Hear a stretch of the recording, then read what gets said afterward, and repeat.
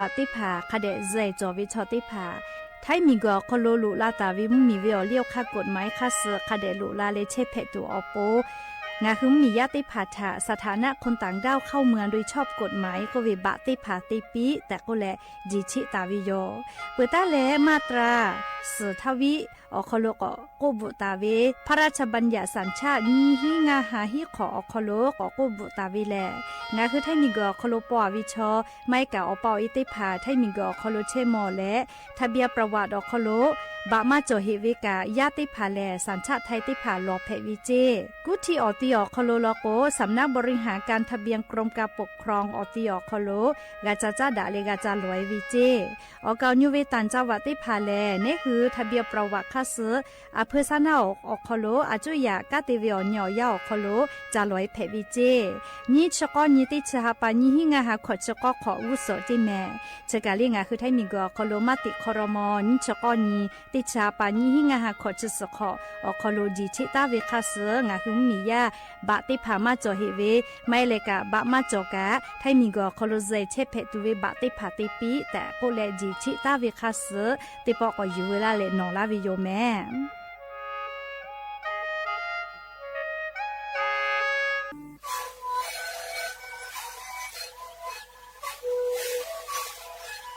ชริคือมันคือยาแก้เชื้อเบื่อออกข้าวเชื้อแล้วหูเข้าตะกัวออกทีจังหวะที่ไหนเอ็นนาบาเต็งที่โอหาสุดจะขอตัวเฮเต็งเลเลงหลอกเอาพ่อเอายาแก้เชื้อนาลีดูแลได้ชิ้นนาลีแล้วถูกไปเอายาที่นาลีใช้แต่แล้วพ่อนาลีชาพยาเต็งเลเลแล้วหูคอก็เชื้อเบื่อและงานแล้วหูคอก็เชื้อสมานมาคาโบเมดิโซ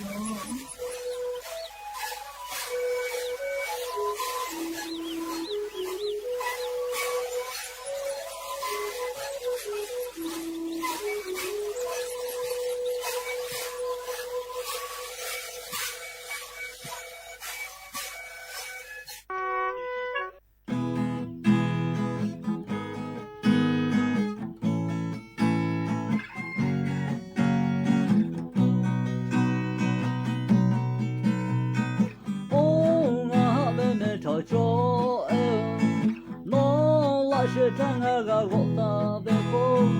我张阿边哈来边卡过，哦来嘛就没吵，哦阿边老不着，我张那开始哦在哦那哈，我在碰碰阿个子过，都哈就为嘛模样。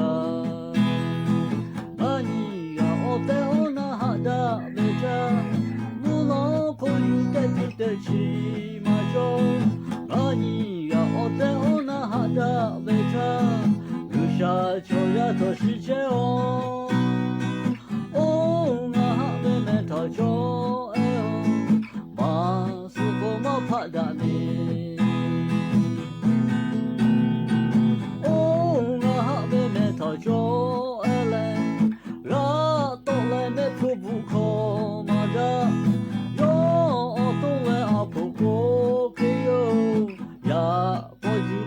白皮，哦，老夫去给他过年，我到来没铺不可为中，我找不着那不拉个，还得些不着哇，我你呀，我在我那哈达为他，我脑壳有在比得起嘛就，我你呀，我在我那哈达为他。留下秋呀做世界哦，哦啊妹妹照秋哎哦，马是个马怕达你，哦啊妹妹照秋哎来，拉到来没做不可马达，哟都来阿不过去哟，呀不就过阿白皮。给他过年，我到来没付不可为中，我找不着那不拉个，还得些不着啊。何がお手をなはだべたものこゆできてちましょう何がお手をなはだべた愚者長やとしておおがべめたじょえおまっすぐもぱだねまっすぐもぱだね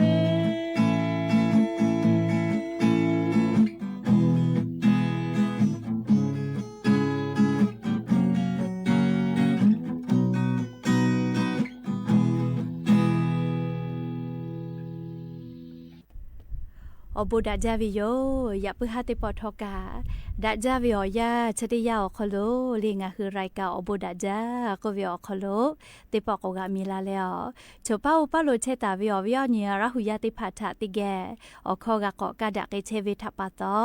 อรอปืติกาลิลิทาตาอุยอยาวิโอคโลละเซจาและรายกาอบูดาจาอคโลหะอยู่ลาวิโยแม่และยันวิโอยาแลชติสอคโลทอกาซึปืญีกับปวิโยยันนี่แลเตฮาปาจันวริฮาปาอคโลยันนี่วิโอยาแลนี่ชื่อสินี่กับปลอแม่ชติสอคโลซึปืญียันนี่วิโอยาแลญูญีแพวิโยและจะขอทอกานี้ฮีนี่ชื่อขอมุขอก็วิชออิมขอถาก็วิโยเลยยันยอมีเจแม่เลยอยากขอวิญญาณละหุยาติเผาจะขอวิญญาณกายันเสลิมขออิมขอขอโลกาหาวิญญาณละหุยาข้าพ่อช่วยพ่อโลเชตาเวข้าคิดเพชเชเลติกาลิลิกาจ้าเมดอเมซุเมกาเมเลอฮาเลดอซาเชอลีนาหาเวอวิญญาณละหุยาติเผาเตฮาเลเลวิโอยาฮินาริควตาและกอนาริทักไกเตฮาเลเลงาคือราหูคอรายกาอบูดาจา AM ติฮิโอฮาสจิคกิโลเฮิรตซ์วิทยุเรดิโอพอลาหูคอตอไกเชวิโยเปิดตาเลนยิพอติพอ Facebook Fanpage สวทเชียงใหม่ AM 1476พอกะไลฟ์สดติดต่อไกเชวิโยข้าพอซาพอจโกอุพอพอนาและนี่คือราหูชอเจตาติแกโอกาปิดาไกเพวิโยแม่และอย่าเพิ่งหาวิวยาคโลทอกะยูเวลาตาเวมีพ่อเวซาตาอบูจอวิออลอติผาติเลกะนิมาซาตุลิควายติภากะยูเวลาตาวิโยที่จะปากรมอุตุนิยมวิทยาพ่อยกคือฉันแต่นี่แหละอลอซาตาติผาปิลาไกตาวิแลนี่คือไทมิงกืออนาติตอและลิภาอีสานพ่อแลมุซ่อมเผือวิอยาลอโกกะกูจาหิวิโยเรียกคำหลอนะคืออตีลอกกะจาหิวิโยยาสนาวิอยาเจติกาเลียจือกาวิกาอังคอคลิพื้นแหล่เพเชหิเจก็มางาคือไทมเหมียวนาติตอพ่อมุซ่อนาวิอยาคำหลอนะคืออตีกากูจาหิลอแม่ตาเลติชิญโยองศาอคโลแต่กาตาวิเจไทมเหมียวนาติตอพ่อกะกูจาหิลอแม่ใครแต่แล้วมือเขาพ่อกาเลียติชแซตาเลติชิหิองศากะกูวิแม่ลิมือขอพ่อกะจาหิวิโยลิติชเซองศาอย่าลาวิแลกะจาหิวิโยอย่าเศร้านากะอาปุเลมาเวโกเยบาพอตอลามากะแม่ลิกะปื้อวิชอลโกนะอย่าข้าฮอปื้อเวเลชอติพาลโกเคตอมากะลิอาปุเลมาเวกะเชซาโลเอกวิโยชอยากะติกาเลติกาเพเชวิโอเจติพามาชุดาวิโยแม่เรียกคนยิเวติยาธาอย่าซ้อวิโอยามือขอพ่อกะเสไทมิงก็จะติตอพ่อกะฮิลอแม่เล่ไทมิงคือออกก็จะติดต่อพ่อกะกาฮิลอภาคอีสานพ่อกะติชอตาเลติชกองศาเจเรียกคอมหลอนะก็ติฮีตาเลติชอองศาเสกะกัวหิวิโยเรียวเขมาเชหิลอกว่านิเวตยาธาจะได้สอเขารู้ตัวว่ามุกะวิโอซากอแค่ไกตุโยเจก็มาอาจจะก็เลตะลาตุโยเจหาปาปือพ่อนะเลยจะได้หาปาปือละพ่อลอกว่ามุกะวิโอซาติผ่านนะเลยอาจจะกอแหลตาลาตุโยเจเตตาเลนี่องศาเจอยากให้เท่ากับคอมเรานะก็ตีเขาคู่เราคู่พอแล้วก็กะกูจะหิวิโยเลียววิญญาณละหุยาติพาเท่ากับจาวิดอวิเชวิจอวิพ่อกะอายุอยู่แม่เรียเชซาจอซาปื้อวิออเจติพาแ แต่ฮอตาวิมาจอวิทัปตอลิงะคือติกาลิลิกาอายุอยู่แล้วเชซาจอซากาตัวออโปนะเลจาวิดอวิเชวิจอวิเตเจลิลิพอกาอายุติแลอาชุยอตัวยอยากาทักเดกันยหาซากวิโยแมมก็จ้าเลกาเลียติลอกอเกซายานิกาซาตาอยู่เวลาตาวิไลรอจอตาวิทัปตอฮาวิอวิอเนละหุยาติเผาจะได้คือวิอยาวคโลแลงะคือไทมิงกอคโลกาเมกือไกตุเวอคาติผากาทิกุไกเชอวิโยกาลาตุเวซอติฮาปาเลซอติฮาปาหานี่ฮาปาฟิฟาริฮาปาซอฮินีเลซึนทาจอวินะงะคือไทมิงกอคโลแลเมกือเวอนี้แต่ก็แลกรรมกะเมกือพ่อกกตติผาจิชิตอลาปุวิโยเลขกอญอยาชเวอคโลนี่คือไทมิงกอคโลเลเมกือเวอนี้แพวิแม่เลขกองะคือลาหุยาอาสาติชิขอบีปุวิชอติผาตาลือปีเลตาลือปีแม่ปาประชาชนอยู่และแม่คือตุเวตาลือปีแม่คือวิเชลงะหึมียาติกาลิเลวิกาแพวิโยเลงะคือดาวิชอกามากาเวเลงะหึมีดาลาอุลามุลาไกตุแพกาตุมาแพกาตุวิชอเนหึมียาเวลาเซคอโลจอวิแม่เลขกงะคือติกาลิเลกาตาลือปีเลแม่คือแพวิชอติผาฮาปาซฮีนี่ฮาปาฟิฟาริฮาปามุซอนาฮีนาลิตาเลมเผลาเป้างานนาริทักไกบะประชาชนผู้ไกลเลียชุยอเชกอติอคโลแม่หะจักกึแม่อบอมมีพ่อแม่กึเวโกโกเลียอันทากึเวอยาคโลนิเวติยาทาออสเตรเลียมีอคโลเชอวิงะคือไทยมีชออบอมมีพ่อแม่กึเวทะเลียคือมาจาวิมมีแพวิโลเจออสเตรเลียมีเลียอะโลงะคืออบอมมีพ่อโลเชตาวิไทยชอกาอาชุยอมมีอคโลลีแม่กึเวประชาธิปไตยเยวิอคโลนะเดอายิเตลาวิทารามวิเจแค่กว่าจะขอเป้าคือมาลออเซกาเจแม่เลียวบอมมีพ่อแม่คือวิอญอคโลลีแม่คือลาวิชัวเกมาจาวิออสเตรเลียมีแพวิโลเจใครแต่แรงคือซาตาก่อนยังไกวิทยาทาลีแม่วือแม่ฮอวิชกาข้อพิให้จาแมววิอญละหุยาติเผาวือปากะข้อพิจอเลฮอป่าทักขไกกะข้อพิจอวิเจแม่วือแม่ฮอวิแลมาดาวิโยมีวิอเลียวคาข้อพิถากะยะเลวชอยาวินิมาทากะยะวิแม่เรียกกงะคือละหุยาติภาลีแม่วือแม่ฮอวิติภาชอตาเตเลียแม่กะตาฮอลีเนี่ยคือตุกามาติเลียก็โกเนี่ยคือชอติกาวิอพูไตตาวิทาสอยอวิแพวิเจลีชอพูไตอาวิสอยอวิแพวิจิแม่เรียกกงะคือติกาลิลิกาแม่ตาฮอจาลีชุติปอนุหัวปิลาโกนุเกชุคามายูตุนามาโซเลียเรียกก็แม่วือแม่ฮอวิชกามีวิอเลียวคาข้อพิทายะจาวิติจือแพวิทาปะตองะคือละหุยากะแม่ตาฮอจาลีแม่ฮอจาวิกะอตุฮอจาวิเคเลแพวิจิแม่เลก็งะคือละหุยาติกาลิเลสติตาแต่ก็แล้วเราจะได้พาอยู่เวลาเลยจะเคยชุลากาลาวิโยแม่ฮาวิอวิอเนี่ยละหุยาติเผามีเกิดจะได้สอคโลนิเวติยาทาเลงะคือกาหมอวิแลเลมีเกิดจะได้สอคโลเลอันนี้ขอเลนี่ฮิงาหาขอจีขอฮิฮาปาอกุฮาปาวิอยาวคโลองค์กรอนามัยโลก WHO อหมอคโลโกวิแล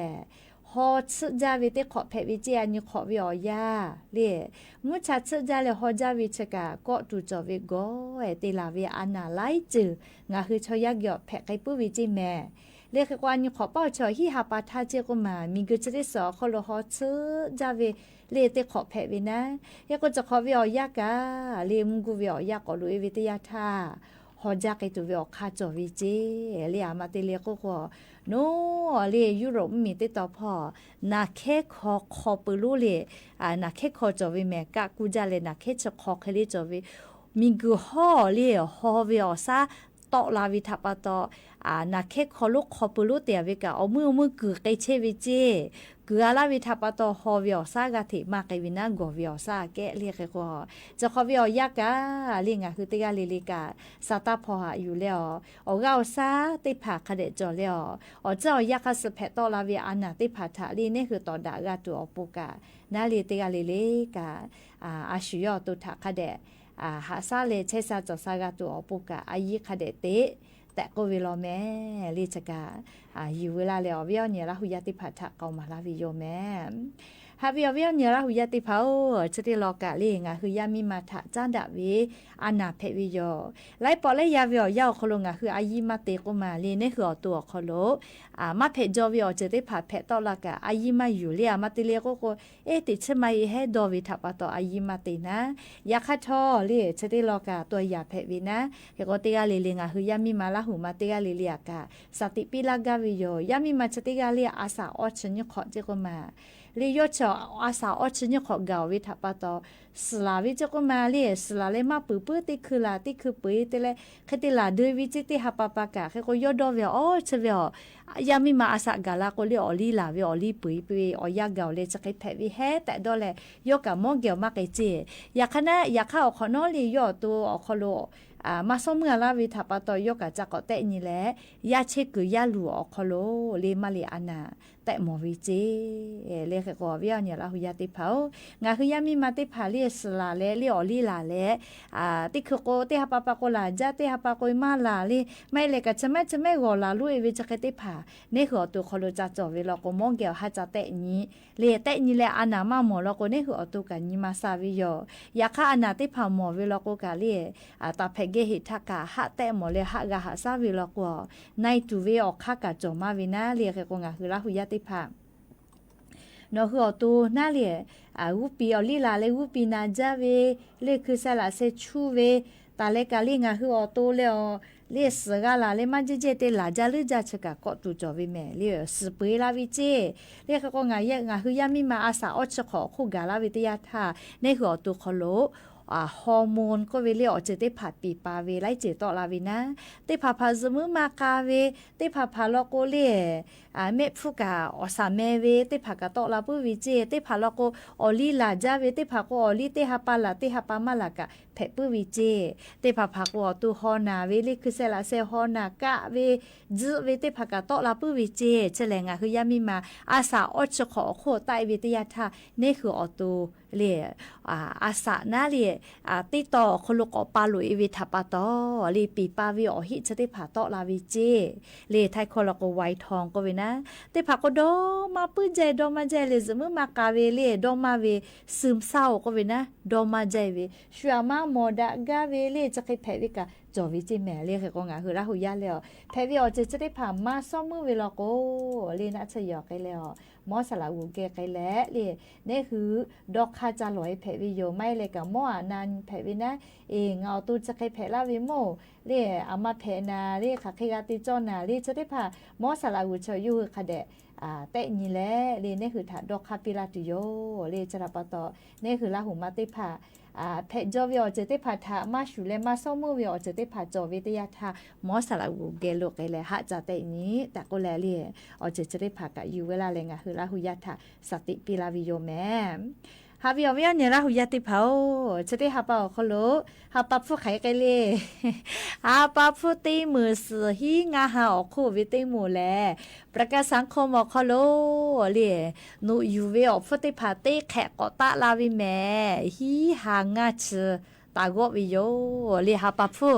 ตีมือสือฮีงาฮาออกคู่เวลาโกประกาศสังคมพ่อฮีฮาเลงาชบะนูยูตาวิเจเรียไลกามาติเดจะได้ฮาปาผู้ย่อยเวก็เลยไลกาเฉียกติอยู่ให้เลี้ยวแล้วก็ประกาศสังคมพ่อนี่คือกูเวปุลาทัสหางาชบะวิชอฮีหางาชบะก็นูยูวิเจเรียก็จะได้ฮาปาตาวิจิเมลีจะขอนี้ฮีงาหาขอจะก็ขออย่างคนนี้คือประกาศสังคมพ่อฟูกากุมาเลกาวิพ่อกาเรียไล่จืงาคือมียาโปกตอลาตุโยเจเฮกงาคือลาหุยากาลีซาตาติผาญาญิแม่ลีกาพ่อมาปิปาลาตุเวเลเฮกจะได้กอลอตยาตอลาเวเลอาสางาชขอโคเวงาคือประกาศสังคมมาตราเซเซและเซชกอติหมู่ลอกูนะ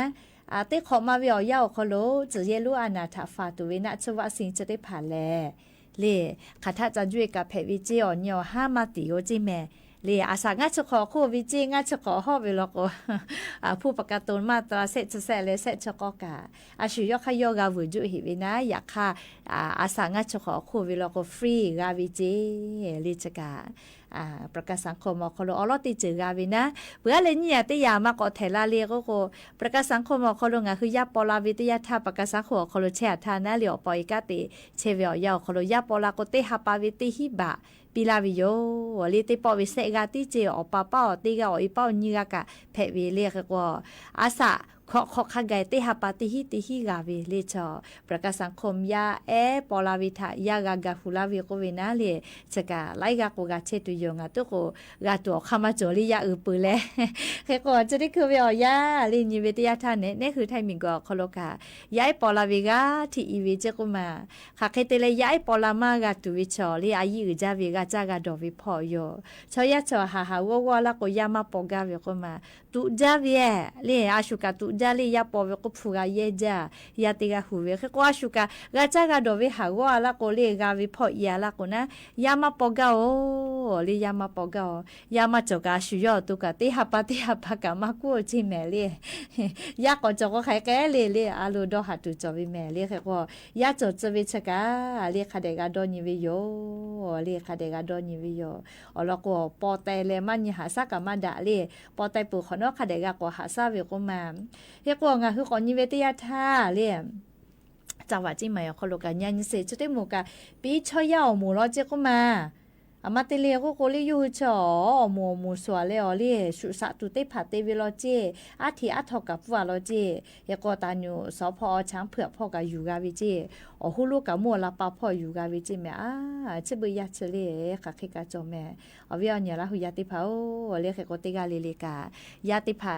ปอกาวิโลกุกากาหาซากาวิโกวิชชกะลาวิโยเลปอบาวิเจมาหินะเรียกก็งาหัวปอยติภายากะคเดกามาเลดาวิชติกาเพกาตัวปัวปอยติภากาจุจาเลกามาวิโยหรือเลกายาปายามีติภาดาลาอุลามุลาไกตุในหัวปอยติภาจีมาจิติภาคเดกาปีลิคเดกาฮิจวิโยเ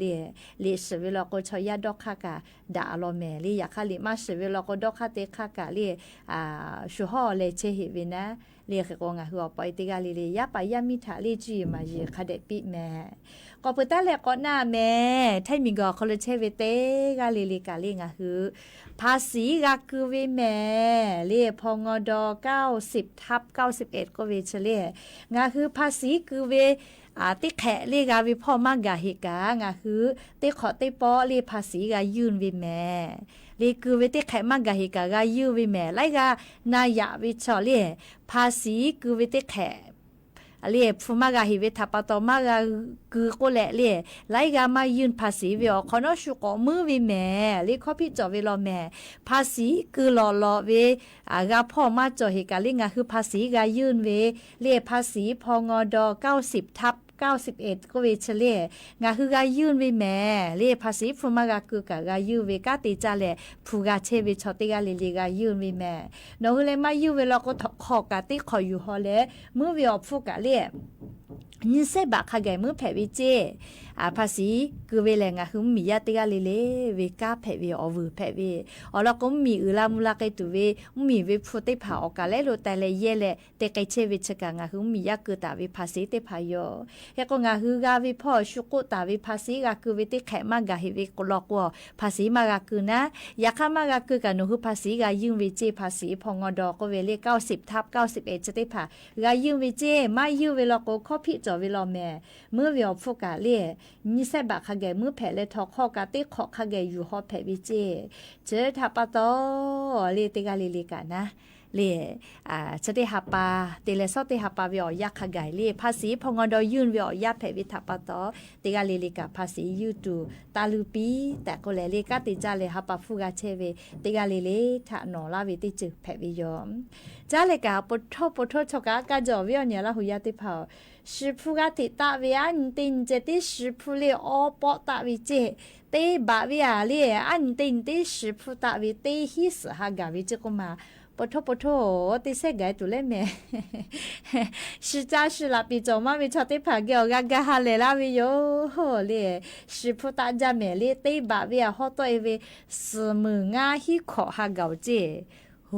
เลวตัวก็จะได้เจอแหละ โนเฮาก็มาปิลาเฮลิวพอตก็แล้วก็ตะจาวิทัปตอยากเข้าฮอเวียอโลฮอวิตก็กะจาเลียวแล้วก็ปุระทาติบะเวียงาขอมือเจลี่อยากคัดจิขอโอ้โหสมึงงาฮิพาอลอเมลิจกานิเวตยาทาสกวิเลเลอพุตะปุจาลอเลก็จะกะและอย่าปึฮาติปอทกาศิลากะลาตุเวอลอซาตาติพาจะไคไมจะได้โยแม่ลุลาเลกากาพนาเลอโอกาปิลาเชเวติกาเลเลกาอบูจาแม่ติกาเลเลซแม่กาแม่เชซาจอซาฮาเลดอซาปีอบูจา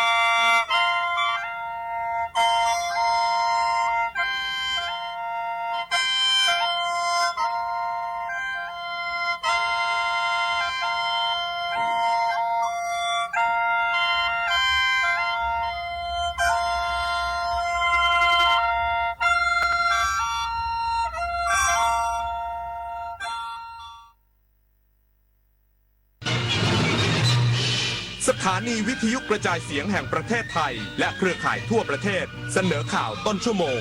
รู้เร็วรู้จริงเกาะติดทุกสถานการณ์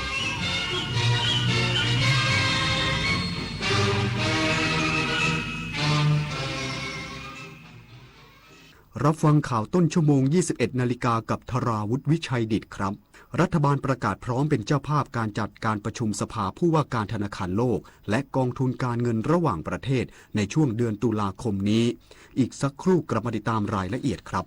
8 กุมภาพันธ์นี้ทุกเสียงคือพลังอย่าลืมไปใช้สิทธิ์เลือกตั้งสมาชิกสภาผู้แทนราษฎรและออกเสียงประชามติตั้งแต่เวลา 8 นาฬิกาถึง 17 นาฬิกาณหน่วยเลือกตั้งที่มีชื่อตรวจสอบรายชื่อผู้มีสิทธิ์ได้ที่ www.ect.go.th แอปพลิเคชัน Smart Vote หรือสายด่วน 1444 สร้างสรรค์ประเทศไทยพร้อมใจไปเลือกตั้งแจ้งเตือนจากธนาคารบัญชีคุณมีความเสี่ยงกรุณากดลิงก์ยืนยันด่วนระวังข้อความแจ้งเตือนจากธนาคารบอกว่าบัญชีมีความเสี่ยงถูกอายัดหรือบอกว่าคุณได้รับรางวัลอย่าเพิ่งคลิกนี่อาจเป็นฟิชชิงกลโกงออนไลน์หลอกให้กดลิงก์หลอกเอารหัสผ่านและเงินในบัญชีธนาคารจะไม่ขอรหัสผ่านไม่ขอข้อมูลส่วนตัวทางลิงก์จำให้ขึ้นใจรู้ทันฟิชชิงคิดก่อนคลิกตรวจสอบก่อนโอนแสนอาลัยสมเด็จพระพันปีหลวงไทยทั้งปวงหมองหม่นก่นร่ำให้พระผู้เสด็จสู่ฟ้าสวรรคาลัยแนบดวงใจ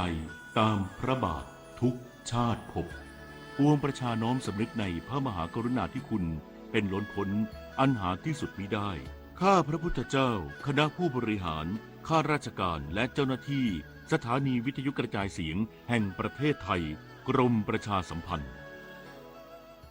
เลือกตั้งทั้งทีต้องไม่ให้พลาด3 สี3 บัตรเข้าใจให้ครบก่อนเข้าคูหาสีเขียวเอาไว้เลือกตั้งสสแบบแบ่งเขตสีชมพูเอาไว้เลือกพรรคเลือกนโยบายที่คุณชอบและสีเหลืองเอาไว้ออกเสียงประชามติ1 เสียงของคุณมีความหมายต่อประเทศจำสีให้ได้ใช้สิทธิ์ให้ครบ8 กุมภาพันธ์นี้ออกไปใช้สิทธิ์พร้อมกันอนาคตไทยเริ่มจากการเลือกของคุณ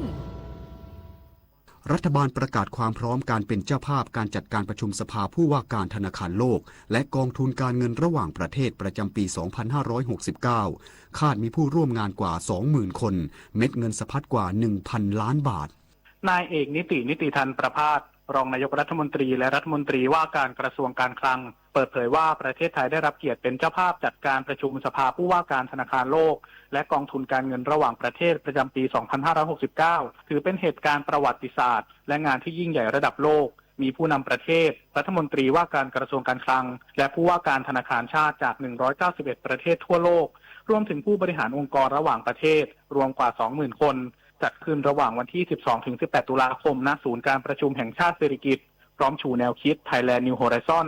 เปิดขอบฟ้าใหม่ประเทศไทยมุ่งเน้น Empowering People การเสริมสร้างพลังให้กับประชาชน Building Resilience การสร้างความทนทานต่อสภาวะแวดล้อมและความเสี่ยงต่างๆและ Future Landscape การแสดงศักยภาพของไทยในฐานะศูนย์กลางทางการเงินการคลังวัฒนธรรมและสิ่งแวดล้อมสร้างรายได้หมุนเวียนหลายพันล้านบาทจากการจับจ่ายใช้สอยด้านนายวิทัยรัตนากรผู้ว่าการธนาคารแห่งประเทศไทยหรือธปท.กล่าวว่าข้อริเริ่มสำคัญในงานนี้คือการนำเสนอ Bangkok Blueprint เพื่อเป็นต้นแบบแนวปฏิบัติของโลกในด้านการเงินดิจิทัลที่ปลอดภัยและครอบคลุมเน้นการรับมือภัยคุกคามทางไซเบอร์ที่สร้างความเสียหายจากภัยทางการเงินไปกว่า 1,30,000 ล้านเหรียญสหรัฐไทยจึงมุ่งมั่นที่จะสร้างมาตรฐานใหม่ในการป้องกันผ่าน3 เสาหลักประกอบด้วยการจัดการการฉ้อโกงทางดิจิทัลความมั่นคงปลอดภัยทางไซเบอร์และการเข้าถึงบริการทางการเงินอย่างทั่วถึงการผลักดันในส่วนนี้ถือเป็นการแก้ปัญหาเศรษฐกิจเชิงโครงสร้างทั้งเรื่องหนี้และการหลอกลวงทางออนไลน์ซึ่งจะส่งผลดีต่อเสถียรภาพเศรษฐกิจมหาภาคในระยะยาวปฏิพล สัทธพรหมมารายงานประธานกรรมการการเลือกตั้งยอมรับเกิดข้อขัดข้องการส่งบัตรเลือกตั้งนอกราชอาณาจักรแต่สามารถส่งกลับประเทศไทยได้ทันเวลานายณรงค์ กรรวารินทร์ประธานกรรมการการเลือกตั้งกล่าวยอมรับว่าเกิดปัญหาในการจัดส่งบัตรเลือกตั้งและบัตรออกเสียงประชามติทางไปรษณีย์ให้กับผู้ลงทะเบียนขอใช้สิทธิเลือกตั้งนอกราชอาณาจักรจริงแต่ได้รับการรายงานว่าสามารถแก้ไขปัญหาจนลุล่วงแล้วพร้อมระบุว่าการเลือกตั้งนอกราชอาณาจักรมีผู้ใช้สิทธิจำนวนมากและทยอยส่งบัตรกลับมาบ้างแล้วตั้งแต่วันที่ 25 มกราคมและส่วนอื่นๆจะทยอยส่งมาอย่างต่อเนื่องพร้อมกล่าวถึงกรณีที่นายแพทย์สุพัฒน์ หาสุวรรณกิจอดีตผู้อำนวยการโรงพยาบาลสะบ้าย้อยออกจากราชการจากข้อกล่าวหาจัดซื้อชุดตรวจ ATK ว่ารับทราบจากสื่อมวลชนแต่เป็นหน้าที่ของผอ.กกต.จังหวัดสงขลาหากขาดคุณสมบัติจริงจะต้องยื่นคำร้องต่อศาลฎีกาเพื่อดำเนินการถอนชื่อเป็นผู้สมัครสสและหากมติบอร์ดกระทรวงสาธารณสุขมีความชัดเจนแล้วว่าให้ออกจากราชการกกต.จะต้องยื่นคำร้องไปยังศาลฎีกาให้พิจารณาศักดิ์สิทธิ์ประดับศิลป์รายงานด้านสำนักงานคณะกรรมการการเลือกตั้งประจำจังหวัดสงขลาเร่งตรวจสอบกรณีนายแพทย์สุพัฒน์ หาสุวรรณกิจพร้อมระบุยังมีสถานะเป็นผู้สมัครสสนายธนกิจนาคจารุพงศ์ผู้อำนวยการสำนักงานคณะกรรมการการเลือกตั้งประจำจังหวัดสงขลาเปิดเผยถึงความคืบหน้ากรณีคณะอนุกรรมการข้าราชการพลเรือนมีมติด้วยคะแนนเสียง4-3ให้นายแพทย์สุพัฒน์ หาสุวรรณกิจอดีตผู้อำนวยการโรงพยาบาลสะบ้าย้อยมีความผิดวินัยร้ายแรงจากกรณีการจัดซื้อชุดตรวจโควิด -19 ชนิด ATK โดยยืนยันว่าขณะนี้ยังอยู่ระหว่างการตรวจสอบข้อเท็จจริงและสถานะคำสั่งทางกฎหมายที่เกี่ยวข้องประเด็นสำคัญคือการพิจารณาลักษณะต้องห้ามของผู้สมัครซึ่งต้องตรวจสอบให้ชัดเจนว่ามีคำสั่งให้พ้นจากราชการแล้วหรือไม่อยู่ในขั้นตอนใดและเป็นกรณีทุจริตตามที่กฎหมายกำหนดหรือไม่พร้อมย้ำว่าในขณะนี้นายแพทย์สุพัฒน์ยังมีสถานะเป็นผู้สมัครสมาชิกสภาผู้แทนราษฎรเขต 2 จังหวัดสงขลาอย่างถูกต้องตามกฎหมายธัญวรรณ จิระโร สวท.สงขลารายงานจบข่าวธราวุฒิ วิชัยดิษฐ์อ่านรับฟังข่าวครั้งต่อไปเวลา 22 นาฬิกาครับติดตามข่าวที่นำเสนอไปแล้วได้ที่ www.thainews.pre.go.th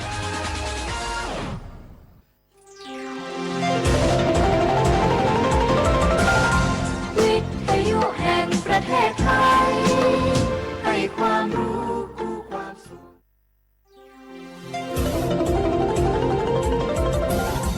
วิทยุแห่งประเทศไทยให้ความรู้คู่ความสุข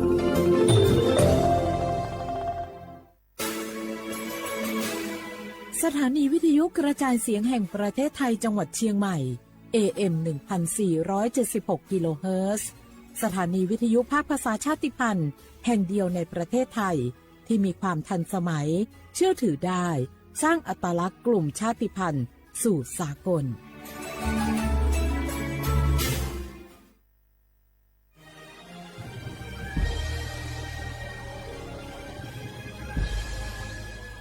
เกิดเป็นคนไทย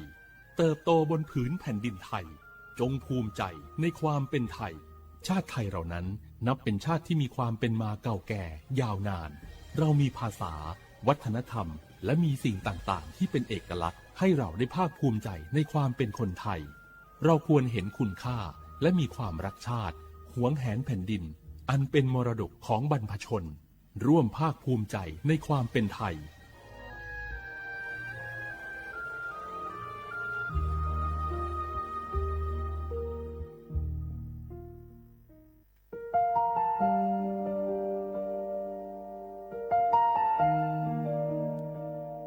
ขอน้อมเกล้าถวายอาลัยสมเด็จพระพันปีหลวงพระแม่แห่งแผ่นดินผู้ทรงเมตตาเหนือเกล้าขอพระองค์เสด็จสู่สวรรคาลัยข้าพระพุทธเจ้าข้าราชการและเจ้าหน้าที่สถานีวิทยุกระจายเสียงแห่งประเทศไทยจังหวัดเชียงใหม่กรมประชาสัมพันธ์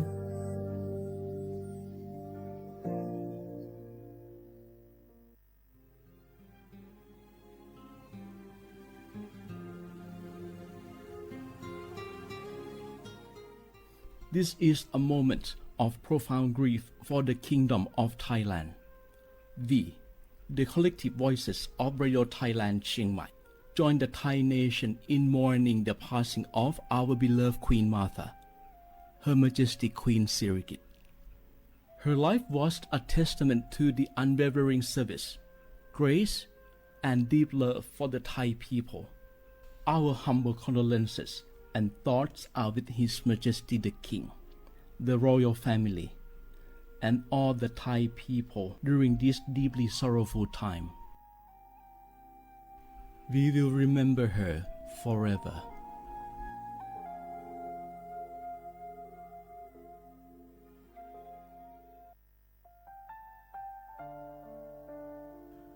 Adeur Thai มิขอส่งเผาอามาสมเด็จพระนางเจ้าสิริกิติ์พระบรมราชินีนาถพระบรมราชชนนีพันปีหลวงควยตาโอดาเลียกาชายันดาชอเนมาอายออามามิขอเปียวเนไทยมิขอกะดูอาคาชอเจอกะดูเงเกเนลาหมายแอจิชนีถามิเนนือมาหลักมาเงเลชญาเธอมิเนอาดูมาโยหานาลูอายองเนเกเนโยเยบอเนมาอีนอายอมาโดอาดูเนโกเอียเนควยตาโอดาเลมิเนนือมาหน่วยสาวเนวอจอจอยเรญาอาดูมาโยหานาลูอายองนือมาหลักยอจอนาลูเนเกเนโยเยบอชอเนมางามาอาเขาชดเจอโยกานาลู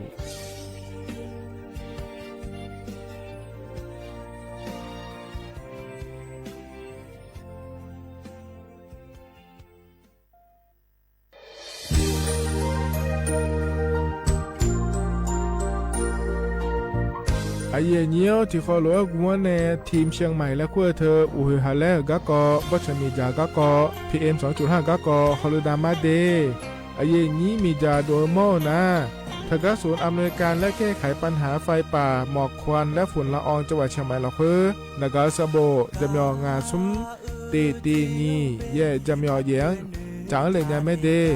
เจ้ามาเมื่อฮอปาย้อนยุ่มได้ยังอาเดเย่เนียวทกปชอยมีจาอุหาและฮอเนพีเอ็น2.5กะกอฮอลูดาอากะกะมาคาทกแอปพลิเคชันไฟดีและคัวปาเนอนุมายานะมีจามาบีเคเจเด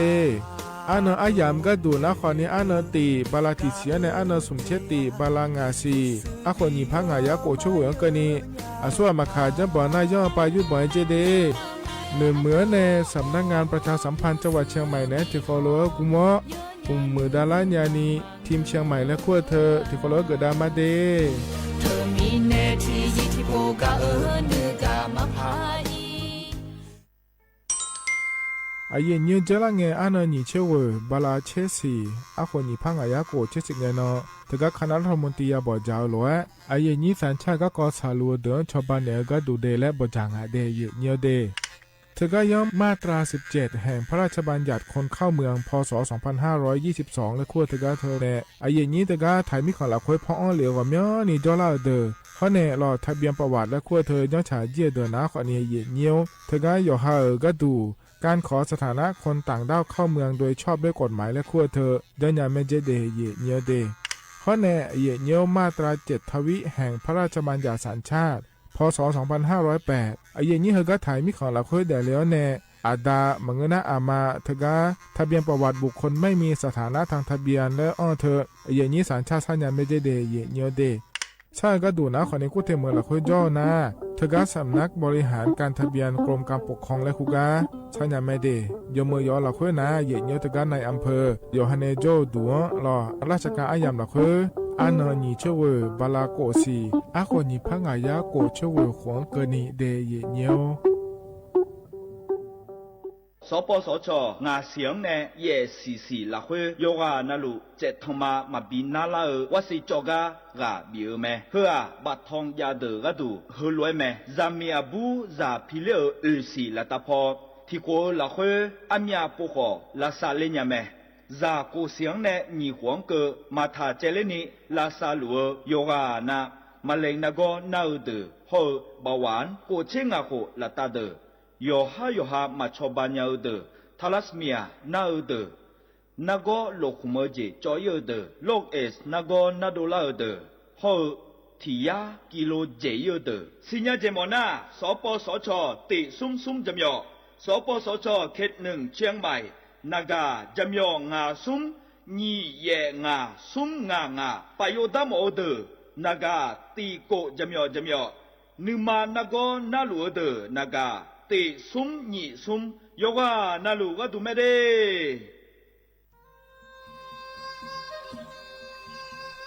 ยอปอนาลูเฮตาฮอดาเงอุเฮฮาเล PM 2.5 เฮมีดาลางาเลสีลางาอาดูมาเนจังเงดเจอปะปะกัวเงเจมีจาเคมีเนเฮดดตอลูชัวยามอดดลาเนมัวฟาเนียมามึงอะเดมีเนพีลาขบยานาลาข้อในสาก็พอป่านก็ขอนี่เปลี่ยนละยังไงอาดูมาโยกานาลูกุมันเนมีจามาเคนีโยฮาเนยับมุนเนยับเผลเลอเธอโลไทยในเฉาเนปุยเกอมีจามีกาพี่ข้อในบ่ชอมยาลานีอาบอที่ขอหลวงเขาที่ขอหลวงกุมันเนมีจาตาเคเดเหมือนเนโยฮานาลูเวอยู่เหมือนจะชาโดนีย้อนยาผาเหมือนเนสำนักงานประชาสัมพันธ์ที่ 3 กรมประชาสัมพันธ์พปาเนจากกาเงเด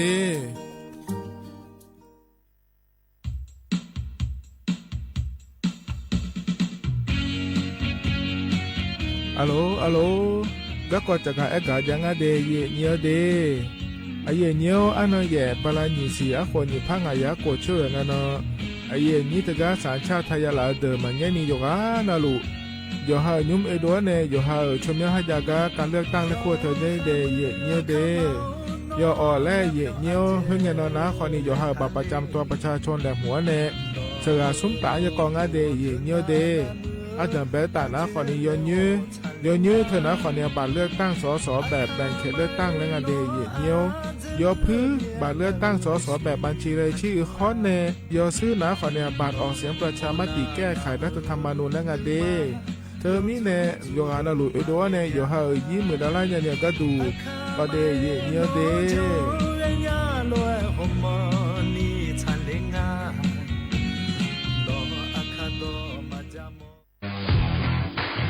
รัฐบาลไทยประกาศสงครามสแกมเมอร์รัฐบาลจึงได้ประกาศสงครามกับสแกมเมอร์ในฐานะที่สแกมเมอร์เป็นวาระแห่งชาติและในวันนี้ผมก็ได้ใช้โอกาสนี้มารายงานความคืบหน้าและเน้นย้ำถึงสิ่งที่เราต้องร่วมกันทำต่อไปรัฐบาลได้จัดตั้งคณะกรรมการอำนวยการป้องกันและปราบปรามอาชญากรรมทางเทคโนโลยีขึ้นมาโดยมีผมเป็นประธานด้วยตนเองเพื่อให้ทุกหน่วยงานทำงานไปในทิศทางเดียวกันเราได้มีการลงนามบันทึกความเข้าใจระหว่าง 15 หน่วยงานหลักทั้งภาครัฐและภาคเอกชนตลอดจนสถาบันการเงินเพื่ออุดช่องโหว่ทางการเงินและตัดเส้นทางเงินของกระบวนการอาชญากรรมเหล่านี้ให้สิ้นซาก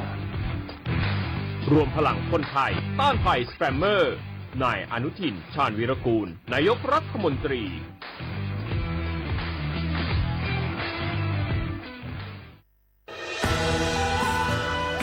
จากศาลากลางจังหวัดน่านหลังเก่าพัฒนาสู่การเป็นศูนย์การเรียนรู้นันทศิษย์ป่าคารโดยมูลนิธิรักป่าน่านนับเป็นพระมหากรุณาธิคุณที่สมเด็จพระกนิษฐาธิราชเจ้ากรมสมเด็จพระเทพรัตนราชสุดาสยามบรมราชกุมารีได้พระราชทานนามนันทศิษย์ป่าคารอันหมายถึงอาคารแห่งความรู้ทุกแขนงของจังหวัดน่านภายในประกอบด้วยห้องนิทรรศการเฉลิมพระเกียรติรัชกาลที่ 9 แสดงพระราชประวัติและพระราชกรณียกิจของพระผู้ทรงเป็นพลังแห่งแผ่นดินและต้นแบบของความเพียรรถพระที่นั่งอนุสรณ์แห่งการเสด็จเยี่ยมราษฎรในถิ่นทุรกันดารทั่วทุกภูมิภาคของไทยพิพิธภัณฑ์ศาลากลางจังหวัดน่านความทรงจำของอาคารหลังเก่าและการอนุรักษ์สิ่งสำคัญของเมืองน่านเทคโนโลยีกับมนุษย์จุดประกายความคิดสร้างสรรค์สู่การสร้างนวัตกรรมในอนาคตน่านซิมูเลชันแนวทางจัดการขยะที่ยั่งยืนเพื่อตระหนักถึงผลกระทบต่อสังคมเศรษฐกิจและสิ่งแวดล้อมห้องสมบัติน่านย้อนรอยสู่อดีตและความรุ่งเรืองของนครน่านผ่านเงินตราเครื่องเงินและผ้าทองเปิดให้เข้าชมฟรีไม่มีค่าใช้จ่ายตั้งแต่เวลา 9 นาฬิกาถึง 17 นาฬิกาหยุดทุกวันจันทร์และวันนักขัตฤกษ์มาร่วมอนุรักษ์สืบสานสร้างสรรค์ศิลปะวัฒนธรรมและวิทยาศาสตร์ของเมืองน่านคุณค่าที่น่าภาคภูมิใจ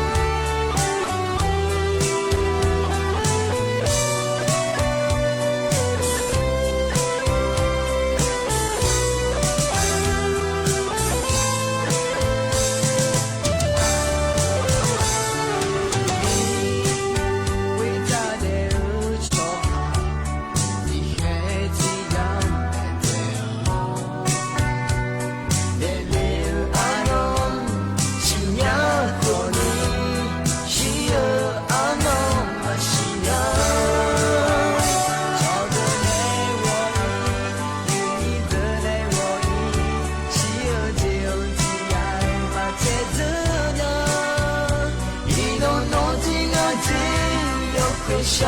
你的啊，让家的生命，我的心老会被看见你，连我有可以不的，把下你有面，我自己呢，自己搞懂我去啊，我的心老会被看见你，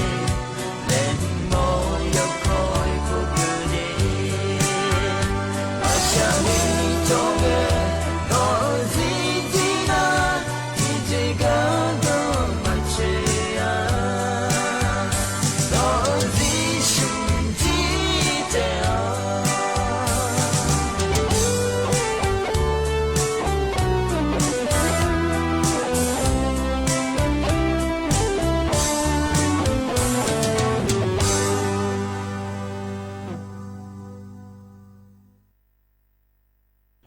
อุจิพออุดุธรรมะ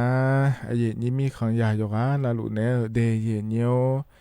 ยุมจิกะล้อเยเนียวจะมีนาลุทองจัวล้อไอเยนี้มีขังยาโยกานาลุเนพะยาทองจัวมีเดเยเนียวเดอินาจอนเจอสินังนะก็ละแม่เยเนียววันอาทิตย์เงินงานในเยนี้ยอมยาหานะอินาก็นายนาเดตอดูล้อเยเนียวมีแนยุมจิกะล้องานในซะซาแล้วนาลีเวลาในเชลังกะนี้ที่ขอลอยแล้วจอดามาเดเยเนียวเดกามยอมโมดูล้อสถานีวิทยุกระจายเสียงแห่งประเทศไทยจังหวัดเชียงใหม่สำนักงานประชาสัมพันธ์ที่3เฮกาแนเยเนียล้อเยเนียมาวันนี้นะเฮกามยอมโมดูเฮนาเลยเนี่ยเดินหน้าตาดอเฮอาเดืออาคาดอแต่บางเงอแล้วเลยเยนี้ดอตอลัวโกช่วยเจอเบียนี่ยุ่มนาล้อ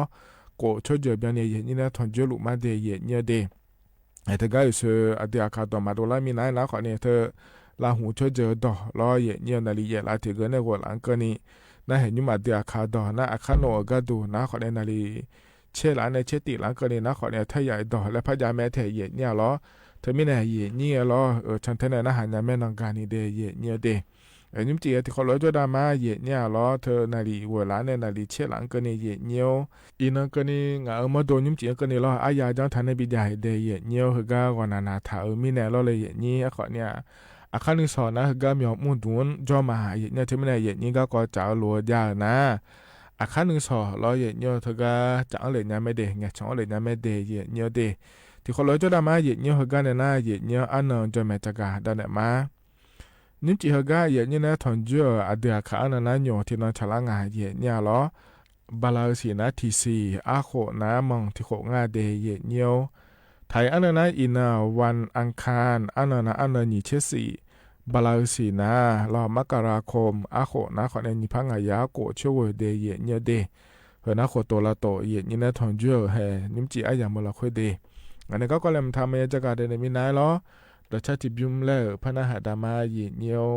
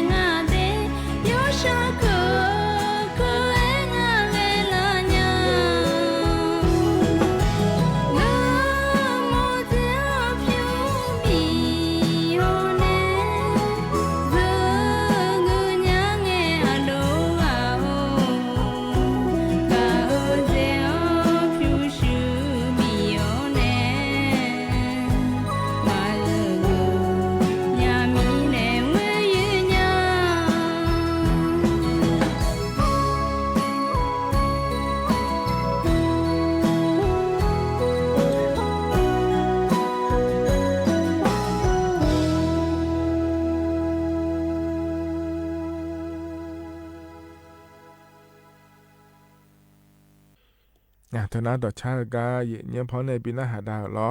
ยานาหับยอด้วยเยเนียวก็จะรอปาลังในหน้าหาเล่าเยนี้รอมาข้อปในหน้าหามา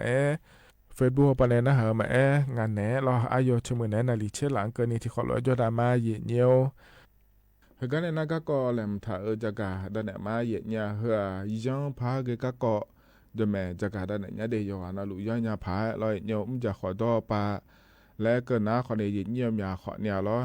เลยเจอล้อเลยเย็นนี้อย่าให้ยิ้มเหมือนดาราเนี่ยก็ดูล้ออย่าให้อย่าละคุยอาดามาจะชาเลยจอเนี่ยก็ดูเดแล้วล้อเนี่ยที่มีเนี่ยล้อแล้วเดี๋ยวถ่ายมีของละคุยมึงจะขอดอแกสามีเลยแล้วล้อชอบมีของไอ้โดนเนี่ยก็จะมึงจะขอดอหมดมีเลยแล้วล้อเย็นเยี่ยวน่าเทียนนะขอเนี่ยล้อเลยนี่ถึงก็อย่าออกแล้วล้ออินเทอร์เน็ตพอปานในโลแล้วชอถ้าก็ชอบบ้าจงอาโลบีโดนยานิโลและปัวเดือขอนี้จ่อเย่เนี่ยเราเหมือนน่ะเดือนพุ่งกันนี่ละเกินในชอลาเดือขอนี้จ่อเย่เนี่ยถ้าก็กระทรวงแรงงานล้อเย่เนี่ยกัมปัวไปในจากเอกาดาลีล้อเลยเย่นี้อินุมล้อเย่เนี่ยถ้าก็เย่เนี่ยหัวร้อยมิสซิลายอมอย่างนี้จ่องานเจเดเย่เนี่ยเด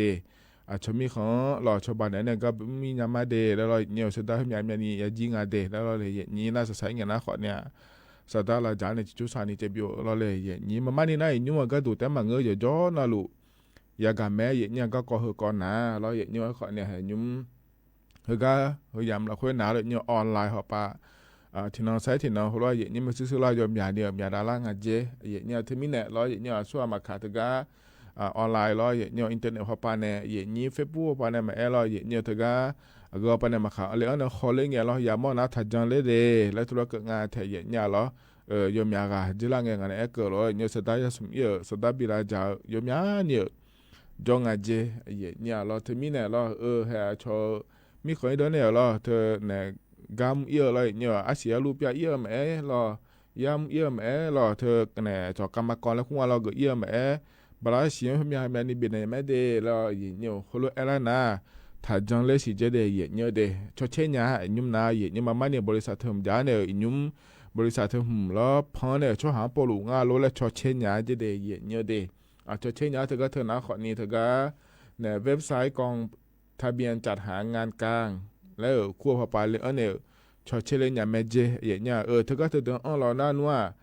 จัดงานแล้วจะจีนี่ผ่านมาถ่ายช่วยพางานในอย่างนี้ขอเนี่ยแล้วเธอก็เธอพอเนี่ยมาดองถ่ายหน้าอย่างเงี้ยไม่ซื้อละง่าเดแล้วจะแม่ยันอยู่ถ่ายเจรอยาซ้อถ่ายเดอย่างเงี้ยเดมันก็น่าขอนี่เหรอเธอจะมาเจ๊งแล้วที่นะมืออาเซนเนี่ยเราหาชมีคนอีโดเนี่ยแล้วมันจะขอตัวหมดมีอะไรแล้วสตาร์ปเนี่ยเขาก็เดือนชอลากังอีตัวเนี่ยเขาไปเนี่ยลากังบินเนี่ยนะเหรอที่ชุดนี้ยูเนี่ยยูอีนะขอเนี่ยดูมาขอโปโคขอยาสาล้ออย่างเงี้ยน่าเธอก็เนี่ยที่นาสตาร์ช่องพัดดานเนี่ยรอแล้วก็พัดานเนี่ยให้สายงานมายาอีโดนะขอเนี่ยจ้อยพักแกรอมาเอี้ยนะมาเชื่อภาษาลาวก็ละแล้วอะไรอย่างนี้ถึงมีเนี่ยเหรอนะขอเนี่ยอย่างนี้จะยาภายรออินเทอร์เน็ตพอปานเนี่ยแต่มาเงอเดียเนี่ยถึงการเนี่ยก็รอพวงกันนี่ละก็เนี่ยชอลาขอเนี่ยรออย่ามือพาขอเดียเนี่ยเดเธอเนี่ยมือดื้อๆมันเอาเบื่อยุ่มเหรอถึงก็อย่ามาถึงก็กรมการจัดหางานและคู่ป่ารอเลยอย่างนี้แล้วก็พอตัวชวนนี่ฮอลลีดารออย่าย้อนเรารู้จักเอกาดูเลยแม่อายมาเว็บไซต์ป่าก็ดูขอนี่รอเนี่ยถึงก็เนี่ยอาเกมีของก็ย้อนปีมันยังไงเดี๋ยวเลยย้อนเรารู้จักเอกาดูเลยแม่เดียเนี่ยเดมือหมอนะขอเนี่ยถึงก็เฉพาะขอเนี่ยขอเนี่ยเราก็เหมือนจะได้ยังไม่เดียเนี่ยเดเลยจักเอกาได้เนี่ยบิสิบิกาเลยเดียเนี่ยเดเหรอเนี่ยยังภายเลยจักได้เนี่ยเลยนั่นถึงก็ถึงก่อนเนี่ยตัดเล่นนี่เนี่ยเราถึงก็โยกระทรวงดิจิทัลเพื่อเศรษฐกิจและสังคมและคงอาเทียเนี่ยเหรอแล้วก็พอก็ดูนะเนี่ยเธอก็ออนไลน์หุ้นมาพอป้าดูมาถ่ายช่วยเฮยอยู่หมู่ก้าฮอลลีดาวอินเทอร์เน็ตหุ้นมาอยู่หมู่ก้าฮอลลีดาวเดียเนี่ยเดเธอก็อย่ามาเนี่ยรู้ว่านะเลยเนี่ยจะละเงี้ยเธอก็อินเทอร์เน็ตพอป้าเนี่ยเราช่วย URL แล้วคงอาเทียเนี่ยเราเว็บไซต์เฮยแล้วอาเทียเนี่ยอย่ามาไม่ใช่เสื้อจนโดนล้านเนี่ยเลยเนี่ยจำเนี่ยจนโดนล้านเนี่ยสตาร์ละจ่ายเธอเรามืออาเซมมันพิเศษจะเดียเนี่ยเดฮก็บาลานิชิมสิฮลาคุแต่รอเนี่ยมีนี่นะขอเนี่ยก็เจียวป่าเนี่ยสตาร์ละจ่าเราไม่ซื้อละก็ดูงานเลยแล้วก็นะขอเนี่ยเธอก็ชอบการพนันออนไลน์และคู่งานเทียเนี่ยหรอพนันออนไลน์เธอเนี่ยยมยากไม่ได้เนี่ยเดสตาร์มีนี่จะขอเนี่ยสมเยอะหรอ เธอชนในมิซิบิเซียเนี่ยเธอก็พนาหุ่นหมายบินเนื้อเนี่ยเราผ่ายหุ่นหมายบินดีเธอบินเนื้อแล้วเกิดเนี่ยสายเนี่ยอยู่กันเราจะได้จะสมเยอะเราเลยอย่างนี้เราเธอก็เธอแต่มาเงือเรายาห่อหุ่นมาขอนิจาเราบุหรี่ไฟฟ้าแล้วหุ่นมาเถียเนี่ยจิบาหุ่นมาขอนิจากัญชาหุ่นมาขอนิจาเราเลยอย่างนี้เธอมีเนี่ยเราเธอก็รัฐบาลป่าก็ดูขอนี้เราอย่างนี้เธอก็ก่อนเราคุยขอเนี่ยเขาเราได้ลุง่ายดีเราดียาพามาเด้อขอเนี่ยหนูก็อย่างนี้เธอก็ก่อนจะมีเนี่ยงานแล้วก็น่าอินว่าอย่าเลยเราเนี่ยยาห่อเธอเราชอบบุหรี่ไฟฟ้าแล้วหุ่นเราเลยนี้ออนไลน์เนี่ยเยอะๆเลยก็บอกว่าปันในขอนี้เยอะเนี่ยเราอย่างนี้ที่ปวดหน้าดามาขอมาสิญญาสิเราอยู่หายาห่อต้องอะไรแล้วก็เราอย่างนี้ที่มีเนี่ยเราอย่างนี้รัฐบาลป่าขอนี้เธอก็เลยเจเนี่ยมุลดาเราคุยอย่างนี้ขอเนี่ยอยู่หายายามบินเนี่ยที่อันนั้นยาห่อหรือดันเนี่ยงานเนี่ยอย่างนี้เราให้รู้ว่าอย่าอยู่ออนเลยเนี่ยมีอะไรอย่างนี้ยาห่อเธอแต่มาเงือเราเหตุการพนันออนไลน์ขอนี้อยู่อะไรบินเนื้ออย่างนี้สุดท้ายอย่างละจาก็ดูขอนี้จะเธอแต่มาเงือมีเบอร์หุ่นมาขอนี้พยายามง่ายสิยิ่งนานเราออนไลน์หุ่นมาเขาไปในเฮือถือแม่เนี่ยมาเงือเดย์ไอ้ขอเนี่ยคนรู้ยามีเนี่ยอยู่หายายามบินเนี่ยจือมาฮอดดาลืเนี่ยนะขอเนี่ยดูที่พบสิญญาลักษณ์เนี่ยอยู่หายาห่อดอนหยอช่วยกระชาหุ่นมาดอนหยอช่วยแล้วเราเลยอย่างนี้เธอมีเนี่ยเราอย่างนี้ออนไลน์ป่าก็ดูขอเนี่ยอยู่หายอย่ามือเหมือนแม่เนี่ยเราเดี๋ยวอยู่มันเนี่ยอย่างนี้ก็ต้องไปเชื่อพังงาแล้วเนี่ยน่าอัดดาอามาจะไม่ยจ้องเนี่ยงั้นเธอเนี่ยอัดดามาเธอก็อินเทอร์เน็ตหุ่นมาอยู่เนี่ยเดินหาเราเนี่ยไอ้อย่างบอกว่าเนี่ยเราเนี่ยอยู่หายขออย่างนี้เดิมแม่งั้นเจาะงั้นก็จะลังเงินจากไอ้การเนี่ยเขามาแล้วเนี่ยอย่างนี้อย่าเดี๋ยวเนี่ยไอ้คนสมควรคนก็เนี่ยอาจจะถ้าเป็นเนื้ออาจจะเดี๋ยวแล้วอัดดามาจ้องเนี่ยอาจจะเนี่ยยาเด็ดเองอัดดามาอยู่จ้องเราเนื้อจ้องน่ะอยากขอเนื้อหมูเงินไม่รวยเนี่ยเราที่มีเนี่ยเราอยู่หายแม่เนี่ยอยู่หาขอเนี่ยจ้องเนี่ยงั้นเดี๋ยวอยู่หายเดี๋ยวมาเนี่ยหลัวเนี่ยยาอยู่มันนะขอเนี่ยอยากจะไม่อยู่ข้าเจ้าเนี่ยโลแล้วเราเนี่ยเขารู้ว่าไงยามเราเนาะเจ้านายเฮโลเรากับหัวปลาโลเจยานะขอเนี่ยก็ยามเราคือขอเนี่ยเกิดยาแล้วง่ายเทียเนี่ยเดมีเนี่ยนะขอเนี่ยอยู่กันเรารู้ว่าย้อนยาภายแล้วจะกับด้านไหนเลยเดเนี่ยเดเฮกันนะเนี่ยแต่ชัดจิบุมแล้วพนักหาดามาเนี่ย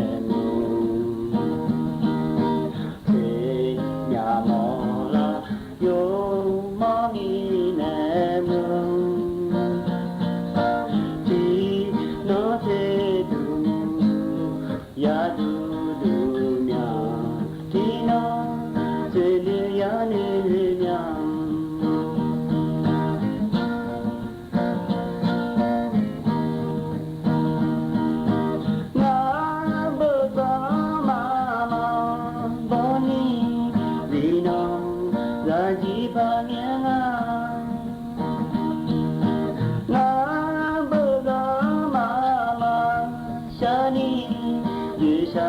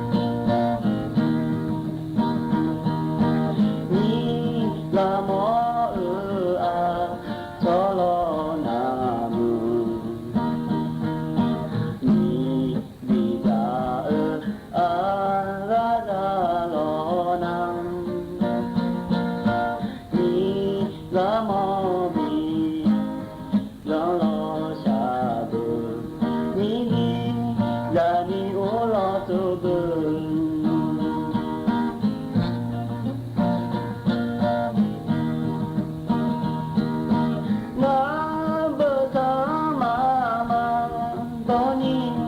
你能来几把面啊那不让妈妈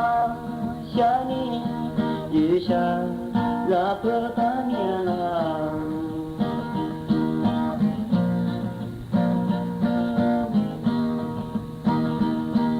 那妈妈过你你那来几面嘞那妈妈想你一下那不面嘞chama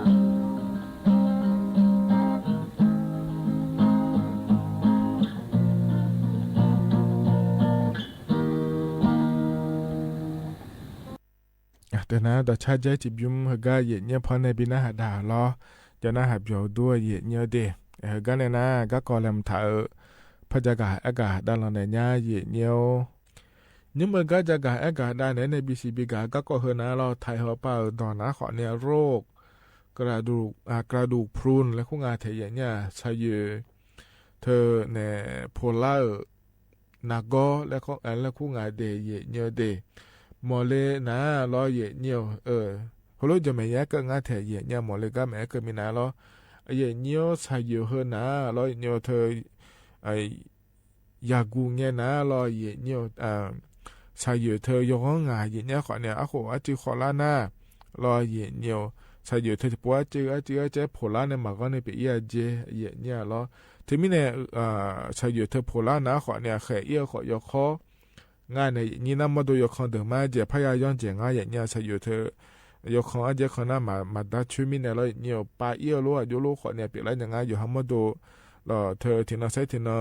เดี๋ยวรู้ว่าอย่างมาคุยขอเนี่ยเดี๋ยวอะไรอย่างเงี้ยเดี๋ยวสารอย่างเงี้ยเดี๋ยวเนี่ยเดี๋ยวก็น่าเราช่วงนั้นก็มาเราอย่างเนี่ยอาหูบานึจานาทายุพลานะก็กระดูกพูนและขั้วเธอนะล้อเย็นเนียวอบชมอพิชมอรอเปละแม่และแต่เหนืองาแทเย็นเนี่ยล้อเย็นเนียวโคโลเมียมีนิยามมีแนงานในนี้หมดเลยนะ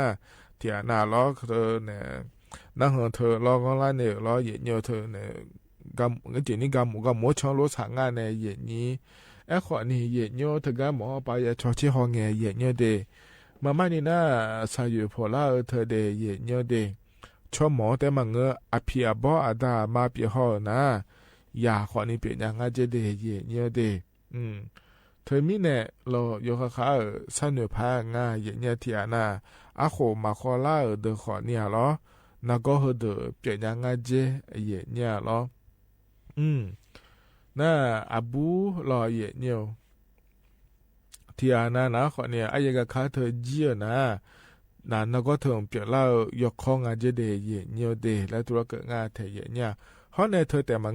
นักก็เดินเปลี่ยนเล่เนี่ยเดินรอเยเนียวส่วนงานเล็กๆก็นะขอเนี่ยยาหออีสนี้ดอเดจิบาอีสนี้จิบายาหอสัวเดและยากังรอจิบาดอเด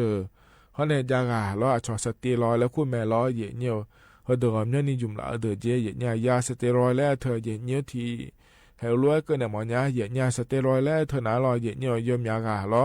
ใช้เยอะฉลาดหน้าล้อเฮหน้าล้อแล้วหมอจุกันอีน่าเดี๋ยวย้อนล้อยากาอยู่ถิ่มแต่ปีจานแม่แล้วคีนี้อีเนี่ยจอยมาตาแล้วทะเลแม่แล้วเยเนี่ยอายุมาคีนี้อีเนี่ยยากาจอเนี่ยเธอสเตียรอยแล้วก็เธอยมยากาเธอจอเนี่ยเดี๋ยวเยเนี่ยเดี๋ยวจอที่แต่ตาแล้วทะเลสีลายไม่แล้วขอเนี่ยเยเนี่ยช่วยอย่างเดล่าขอนี่เธองานเดี๋ยวเยเนี่ยเดี๋ยวเย็นนี้ที่น่ะร้อยเนี่ยตาที่เดจอที่เดตาแล้วทะเลมีอะไรอามีขอนี่น่าละนะกินนี่ที่ก็อินเนี่ยจอโขอีรอเย็นเนี่ยเฮก็เฮเนี่ยนักก็ใช้อยู่พลาเธอเปลี่ยนละเนี่ยเจเย็นเนี่ยเราเธอมีเนี่ยเราสเตียรอยแล้วควรจะกับเธอเราอยู่เมื่อก็ขอนี่อยู่อาคายยังเดแล้วตัวเกิดงานในเย็นนี้น่ะเย็นเนี่ยนักก็เปลี่ยนละน่ะช่วยยังโยกละก็ดูงาและเกินนะรอเย็นเนี่ยเธอเนี่ยใช้อยู่แค่เยอะขอเนี่ยยกข้อเดียวอยู่ที่รถยกข้างหมักก็มีเนี่ยเราผลละมีเนี่ยแลกงานในเย็นนี้เธอมีเนี่ยเฮก็หมูยอขายยังอาจจะเดือดเทียนในช่วงเกิดมารอเย็นเนี่ยอบชมอภิชมอเลียนะขอเนี่ยใช้อยู่เธอแล้วมามือมีเนี่ยร้อยเนี่ยแล้วอยู่จนเราลูกหมูกับหมูช่างเราสามแม่เนี่ยอย่างนี้เนี่ยเดียขาจีแล้วร้อยเลยจนเราลูกหมูกับหมูช่างเราเนี่ยใช่อยู่ได้โหแล้วกันเนี่ยเราเลยอย่างนี้เดเธอมีเนี่ยเรา ชอบมอเลียนะรอเมื่อน่าเพียบอมาตามาโหดจินก็เปียหอนะขอเนี่ยชาอยู่เธอแค่อีกาโยเขายาเดและตัวก็งาแทเยเนียเดฮกาหัวดูแลชอเชญาพังและรอเยเนียนะขอเนี่ยอะโคโคลาเดโกเชนะโกเชงาหวงเดฮอเนี่ยบัวเยกะคาจีเธอนะรอเยเนียชอบประจำเดือนและคู่งานรอเนี่ยเยนี้ฮกาเดนะอยู่หามโดโยโกโกปาชอชิฮอเจมยังคาติปอลอยเนียวมโดโยโกโกเธอกะคาเลงโลและรอเนียกะคาเลนะขอเนี่ยหมอจุกไอเนี่ยอยากเชื่อเขาอยากเจสัยอยู่เธออีสิโรยกงาโลโผล่างาโลโยงาโลแล้วรอเยเนียวมันก็น่าขอนี่ที่อานาแล้วอาจารย์นาเจนาเจนาแกต้องก็เสียอยู่แค่เยอะแผ่หัวโลกเดินนะขอเนี่ยนักก็เดินเปลี่ยนงาโลแล้วอยากจะงาเดเยเนียวเดหมอจะเช่นยังแม่เยเนี่ยคือข้ามหย่อนยาหมอปากระดูนาล้อใช้อยู่เหมือนงาโลโผล่างาโลโยงาโลแล้วจะเช่นยังงาเดเยเนียวเดน่าชอเชื่อเขาเนี่ยนักก็หุ่มเปียงง่าเดและสีล่างนะรอเยเนียวเขาไม่ลาซานะถ้าอยู่ในยอเหมือนเจเยเนี่ยลาซาเอาไปก็ดูนะขอเนี่ยยัวเดี๋ยวก็หุ่มมาบิจาขอนี่จะแล้วรอเยเนียวเธอก็จะก็จ้องเจขอนี่จะแล้วงาเดเยเนียวเดเธอมีเนี่ยเยเนี่ยรอเธอนักก็หุ่มแบบเปียหมอนะขอนี่รอเยเนียววิตามินซีวิตามินแคลเซียมนะหุ่มมารอเยเนียวยาจ่าเดแล้วตัวก็งาเถอะเนี่ยอาช่วยหุ่มมาโดโลออกกำลังกายหุ่มมาจังโลแล้วก็ยอดื้อมาโลอาเจเนี่ยน่าเธอแต่มันก็เลยช่วงนั้นเกิดมาเลยเนี่ยจีบาดก็ขอนี่ยาหอดก็ขอนี่เขาเนี่ยยาสเตียรอยด์แล้วขั้วเธออาเจยุ่มเจก็ขอนี่ยายังอาจจะเดี๋ยวเขาเนี่ยเธอแต่มันก็เนี่ยยุ่มยากาล้อ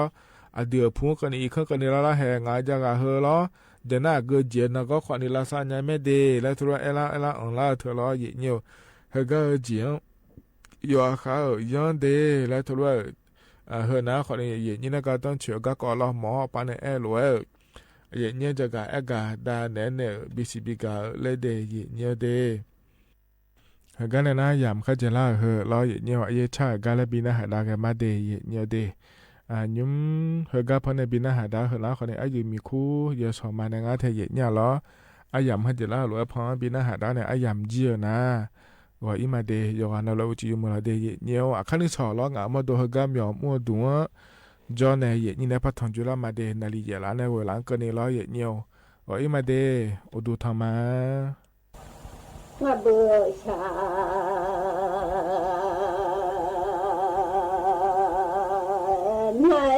不能有才那些了我，不能也有才那些了，那个什么有啥的的，然后样子的个应该的。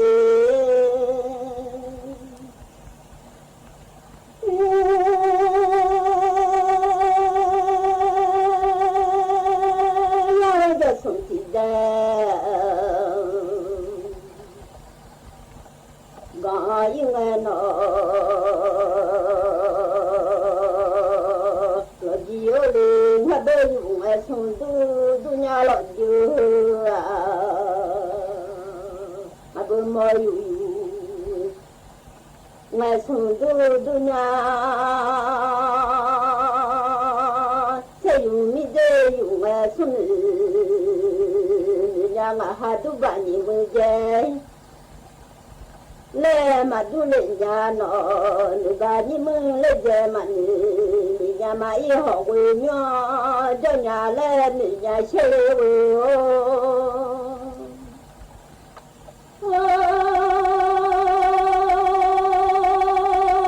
mama tu si la ni de du o mama cha o si la ni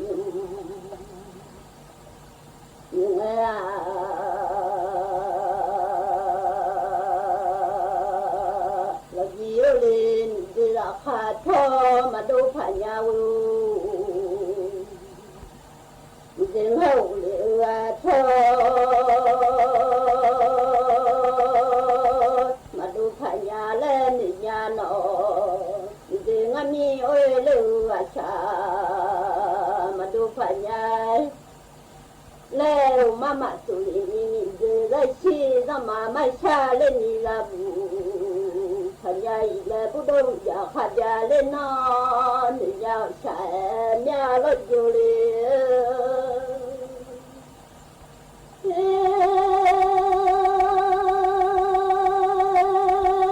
nó bên mà gió phu lo nó mặn à bữa gió phu ba lo mà gió phu lo nó mà người đi mà nó gió phu ba lo mà gió thế thôi gió bà gió mà nhà nghe ai đâu khè nhà đi lối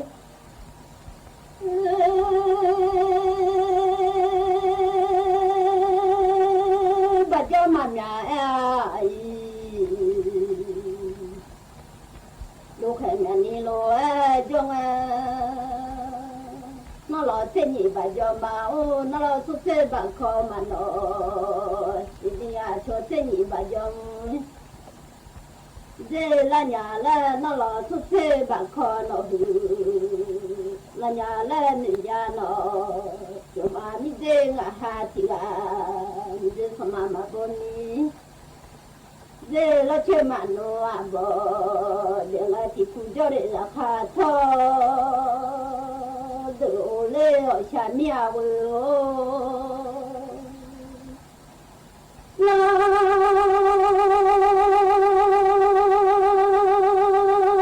đi à mà lên nó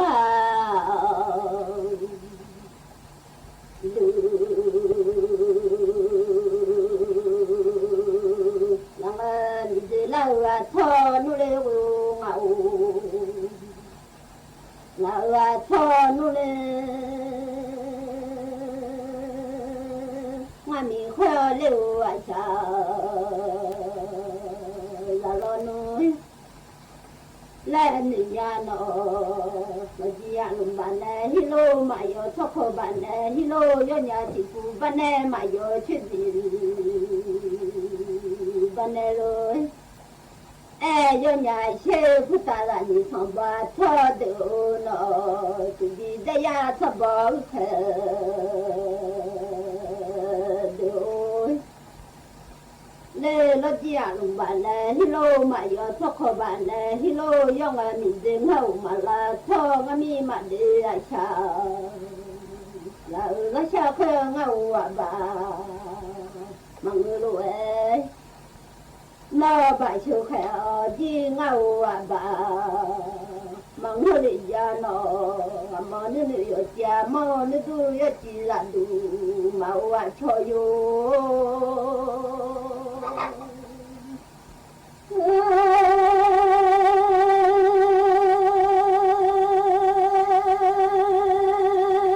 thế là thọ nó là ngầu nếu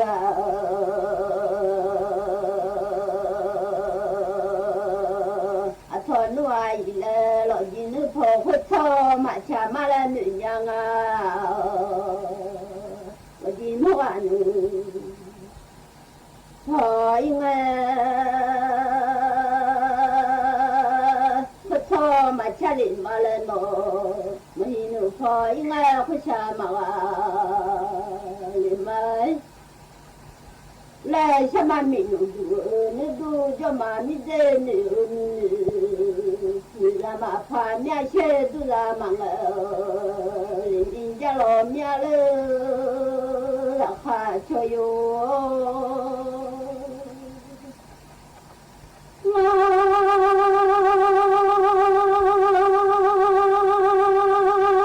đi ra đi hết gì ngay lên nữa đi lagi Portuga, dia di ngale, ane nete tule ya tu, la ko shu tesa loi, nuai shu ya tu, la la ono, kaji khang ai doi ti jo la khale po pai. Nó là thứ chi mà thơ lo gì đã mà gang ai lẽ yo nhà chỉ cứ mà 不老嘛你那你自己买口子的我都是苦嘛不老行家就很紧爱来嘛下路嘛就嘛西人家喏我那帮嘛修着嘞嘛我错有错么大好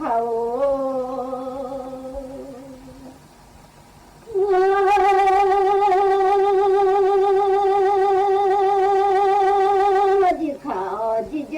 我来人家我的快乐靠我的就我来人家都从我的就嘛有然后我来คนว่าอย่ามาอย่าล้อนว่าอย่ามาว่าเคยดีว่าโอ้น้อดอกทำไมอย่าล้อนว่าอย่าละมาลูยังไงอ่ะเราดีดอกทุ่งอย่ามีอย่าละลูเคยดีไงแล้วคนว่าอย่ามีอย่าว่าโย่เคยดีไงแล้ว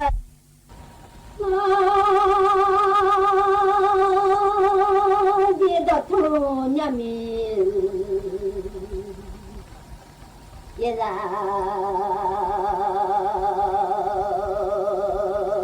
อยู่บ้านเราทุกทีมาเพิ่น ไขปัญหาที่ตอนนี้ประเทศไทยเราเจอเยอะมากๆอันดับแรกเลยคงจะเป็นปัญหาทางชายแดนนะคะที่มีปัญหาทุกวันนี้ให้แก้ไขให้จบไปเลยเพราะทุกวันนี้การกินการอยู่ดูแล้วเขาลำบากเราอยู่แนวหลังก็คือได้แต่ช่วยส่งใจไปเท่านั้นเองอยากให้เด็ดขาดมากกว่านี้เพราะสงสารบรรดาทหารครอบครัวแล้วก็ประชาชนที่เขาประกอบอาชีพทางนั้นต่อมาก็จะเป็นพวกพืชสวนไร่นาที่ประสบกับปัญหาถ้าชาวสวนชาวประมงเขาหากินคล่องการค้าขายมันคล่องไปหมดเลยถ้าประชาชนกินดีอยู่ดีทุกอย่างมันดีขึ้นไปเรื่อยๆมันไม่ใช่ดีปุ๊บปั๊บนะอาจจะต้องใช้เวลาแล้วอาจจะต้องเปิดใจให้นักการเมืองเข้ามาทำแต่ขอให้แก้ไขให้เป็นรูปธรรมจะเป็นรูปธรรมแต่นามธรรมก็อยากได้ให้เป็นรูปธรรมคือกินดีอยู่ดีขึ้นทุกอย่างมันดีขึ้นเองอยากได้ต่อที่พูดแล้วไม่ย้ายพรรคก็คือไม่ย้ายพรรคแล้วนโยบายของพรรคแต่ละพรรคที่เราอยากได้ก็ต้องช่วยเหลือคนจนผู้สูงอายุอันดับแรกครับแล้วก็ผู้สูงอายุคนชราพวกนี้มันต้องปรับขึ้นมาแล้วมันแค่นั้นอ่ะของมันขึ้นมาแต่ราคาของคนมันคงต่ำลงมันเศรษฐกิจตัวนี้มันไม่พอกันแล้วรัฐบาลต้องผลักดันสร้างตำรวจให้พอสร้างหมอให้พอเพียงโรงพยาบาลให้พอ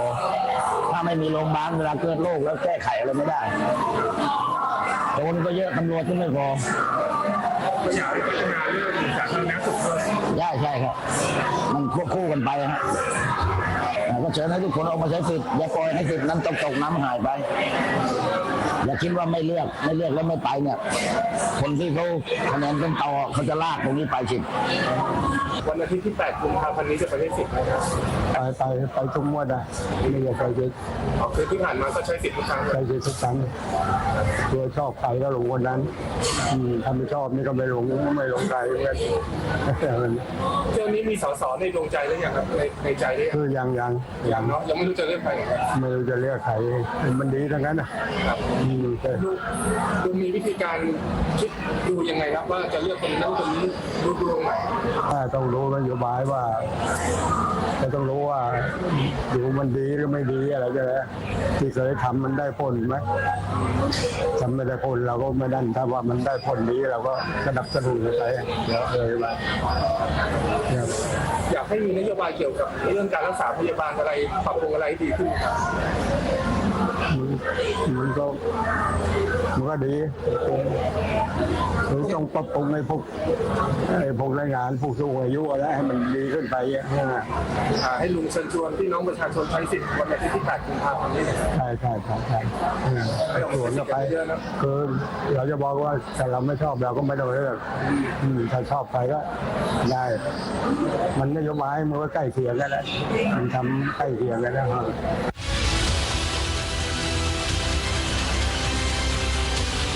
ชาวประจวบคีรีขันธ์พร้อมมากจริงๆนะครับที่จะไปส่งเสียงสะท้อนของพวกเขาแล้วคุณผู้ชมล่ะครับพร้อมหรือยัง วันที่ 8 กุมภาพันธ์นะครับคุณผู้ชมจะได้รับบัตร 3 ใบนะครับบัตรสีเขียวเลือกสสแบบแบ่งเขตบัตรสีชมพูเลือกสสแบบบัญชีรายชื่อและบัตรสีเหลืองนะครับสำหรับการออกเสียงประชามติเห็นสมควรมีรัฐธรรมนูญฉบับใหม่หรือไม่ต้องถามจุดยืนของพรรคอนาคตไทยด้วยครับเห็นสมควรมีรัฐธรรมนูญใหม่หรือไม่ครับพรรคอนาคตไทยขออธิบายเรื่องของรัฐธรรมนูญแบบนี้ก่อนก็คือว่าจริงๆรัฐธรรมนูญเนี่ยมันเป็นสิ่งที่แก้ได้นะครับสิ่งที่แก้ได้ก่อนนะครับซึ่งถ้าเรามองว่าอันไหนที่มันดูแล้วไม่เหมาะสมนะครับกับยุคสมัยกับการเวลาเราก็แก้นะครับแต่ถ้าสมมุติว่าเราจะต้องบอกว่าเห็นชอบให้มีรัฐธรรมนูญใหม่ไหมเราก็ยังมีความรู้สึกเคลือบแคลงใจแล้วก็สงสัยก่อนว่ามันมีบางหมวดที่เรารู้สึกว่าเราไม่อยากให้ยกเลิกไปนะครับอย่างเช่นหมวดของคุณสมบัติของผู้ดำรงตำแหน่งทางการเมืองเราอย่างที่บอกว่าเรียนแต่ต้นว่าพรรคอนาคตไทยเป็นพรรคที่อยากจะให้คนที่มาทำงานกับพรรคแล้วก็ส่งคนที่เข้าไปทำงานเพื่อประเทศชาติเนี่ยเป็นคนที่มีความตั้งใจมีจิตอาสาเห็นแก่ส่วนรวมมาก่อนไม่ได้มองเห็นแก่ประโยชน์ของตัวเองว่าเข้าไปแล้วก็จะไปมีตำแหน่งเพื่อที่จะกอบโกยผลประโยชน์อะไรต่างๆที่เราเห็นกันดาดเดือนนะหลายปีที่ผ่านมาแต่ไม่ได้ว่าใครแต่เรามองสะท้อนเรื่องของการทุจริตคอร์รัปชันระดับประเทศมันมีดัชนีชี้วัดอยู่แล้วนะครับดังนั้นเนี่ยสิ่งที่เรารู้สึกว่าถ้าสมมุติต้องร่างใหม่ถ้าข้อนี้เนี่ยมันหายไปเนี่ยคนกลุ่มนั้นเนี่ยเขาอาจจะมีโอกาสกลับเข้ามาอีกก็ได้ดังนั้นเราก็เลยมองว่าเราจะต้องอธิบายให้ประชาชนเข้าใจว่าเราอยากมีรัฐธรรมนูญฉบับใหม่แต่เราไม่อยากให้ข้อนี้หายไปนี่อธิบายยากมากเลยนี่ผมบอกอธิบายยากจริงฟังนอกจากอธิบายยากแล้วฟังก็ยากด้วยครับขออนุญาตลงในพื้นที่บ้างทั้งสองท่านกรุณาให้เกียรติกับทางรายการคุณวิชิตวันนี้ลงเขต25ใช่ครับหมายเลข11ใช่ครับนโยบายที่ทางพรรคอนาคตไทยไปขายในพื้นที่ในเขตเนี่ยเอาอะไรไปขายผมจากการลงพื้นที่มาตลอดนะฮะ10 กว่าปีที่ผ่านมานะฮะเราได้รวบรวมปัญหาจากชาวบ้านนะครับในเขตทุ่งคุราชบุรณะนะครับอาจารย์ก็สกัดออกมาเป็น3หมวดใหญ่ๆนะครับหมวดที่1เนี่ยผมเรียกว่าหมวดนโยบายเพื่อลูกหลานไทยนะครับเป็นหมวดที่ลงโฟกัสสำหรับเด็กและเยาวชนเป็นหลักเพราะเราเห็นคุณค่าของเด็ก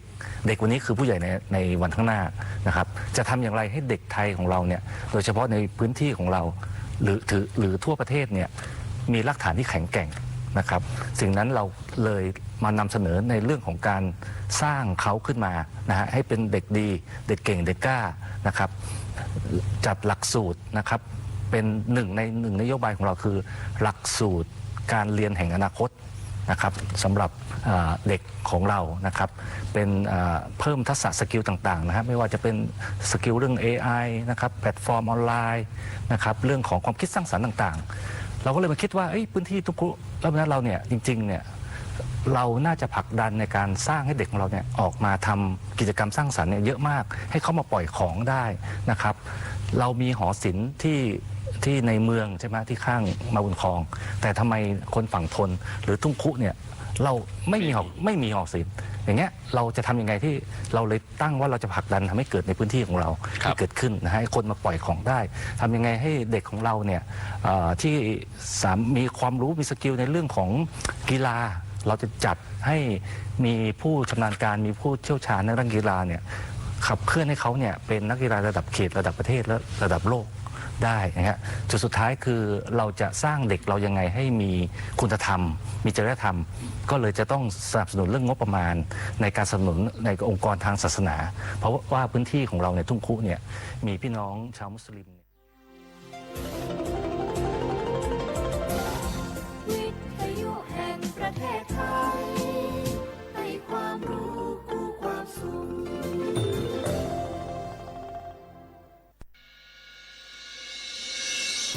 สถานีวิทยุกระจายเสียงแห่งประเทศไทยจังหวัดเชียงใหม่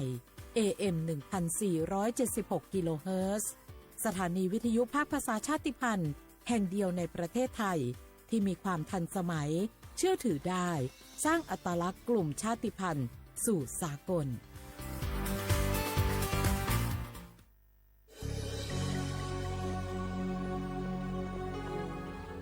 เกิดเป็นคนไทย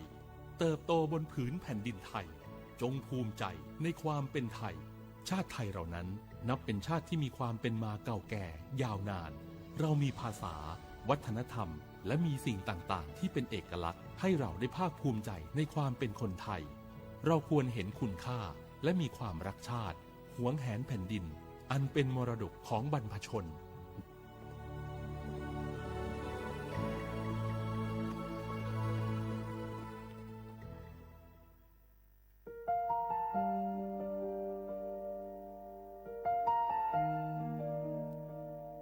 ขอน้อมเกล้าถวายอาลัยสมเด็จพระพันปีหลวงพระแม่แห่งแผ่นดินผู้ทรงเมตตาเหนือเกล้าขอพระองค์เสด็จสู่สวรรคาลัยข้าพระพุทธเจ้าข้าราชการและเจ้าหน้าที่สถานีวิทยุกระจายเสียงแห่งประเทศไทยจังหวัดเชียงใหม่กรมประชาสัมพันธ์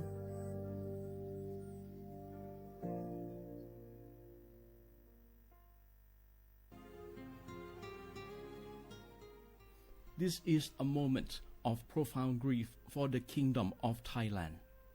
We, the collective voices of Radio Thailand Chiang Mai, join the Thai nation in mourning the passing of our beloved Queen Martha, Her Majesty Queen Sirikit. Her life was a testament to the unwavering service, grace, and deep love for the Thai people. Our humble condolences and thoughts are with His Majesty the King, the royal family, and all the Thai people during this deeply sorrowful time. We will remember her forever.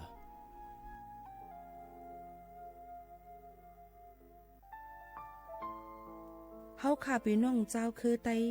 มีตั้งหมองเจอ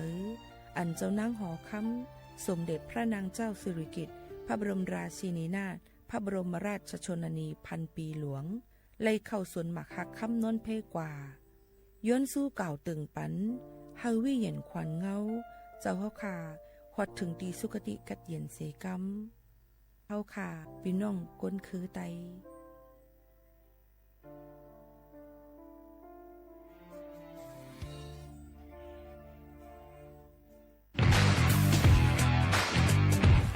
รัฐบาลไทยประกาศสงครามสแกรมเมอร์รัฐบาลจึงได้ประกาศสงครามกับสแกมเมอร์ในฐานะที่สแกมเมอร์เป็นวาระแห่งชาติและในวันนี้ผมก็ได้ใช้โอกาสนี้มารายงานความคืบหน้าและเน้นย้ำถึงสิ่งที่เราต้องร่วมกันทำต่อไปรัฐบาลได้จัดตั้งคณะกรรมการอำนวยการป้องกันและปราบปรามอาชญากรรมทางเทคโนโลยีขึ้นมาโดยมีผมเป็นประธานด้วยตนเองเพื่อให้ทุกหน่วยงานทำงานไปในทิศทางเดียวกันเราได้มีการลงนามบันทึกความเข้าใจระหว่าง 15 หน่วยงานหลักทั้งภาครัฐและภาคเอกชนตลอดจนสถาบันการเงินเพื่ออุดช่องโหว่ทางการเงินและตัดเส้นทางเงินของกระบวนการอาชญากรรมเหล่านี้สิ้นซากพบเห็นพฤติกรรมเข้าข่ายเป็นมิจฉาชีพแจ้งสายด่วน AOC 1441หรือ www.thaipoliceonline.com รวมพลังคนไทยต้านภัยสแกรมเมอร์นายอนุทินชาญวีรกูลนายกรัฐมนตรี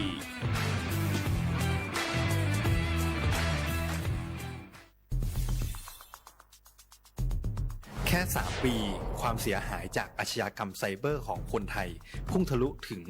94,000 ล้านบาทหรือเฉลี่ยปีละ 30,000 ล้านบาททุก1ชั่วโมงเราเสียเงินกว่า 3.4 ล้านบาทให้กับมิจฉาชีพออนไลน์โจรไม่เห็นใจคนอาชีพไหนอายุเท่าไหร่สถานะทางการเงินแบบใดหมอพ่อค้านักธุรกิจนักเรียนแม่บ้านข้าราชการเกษียณทุกคนตกเป็นเหยื่อได้เสมอและวันหนึ่งอาจเป็นคุณหรือคนที่คุณรักเพราะจุดอ่อนร่วมของเหยื่อคือความเร่งรีบขาดสติหรือแม้แต่บางครั้งก็เกิดความโลภจนเกินไปอย่าปล่อยให้การกดคลิกเดียวลิงก์เดียวทำให้โจรยิ้มกว้างวันนี้ถึงเวลาแล้วที่คนไทยทุกคนจะต้องร่วมมือกันสร้างภูมิคุ้มกันอาชญากรรมไซเบอร์ช่วยกันหยุดก่อนที่ภัยไซเบอร์จะทำให้คนที่คุณรักและตัวคุณเองกลายเป็นเหยื่อ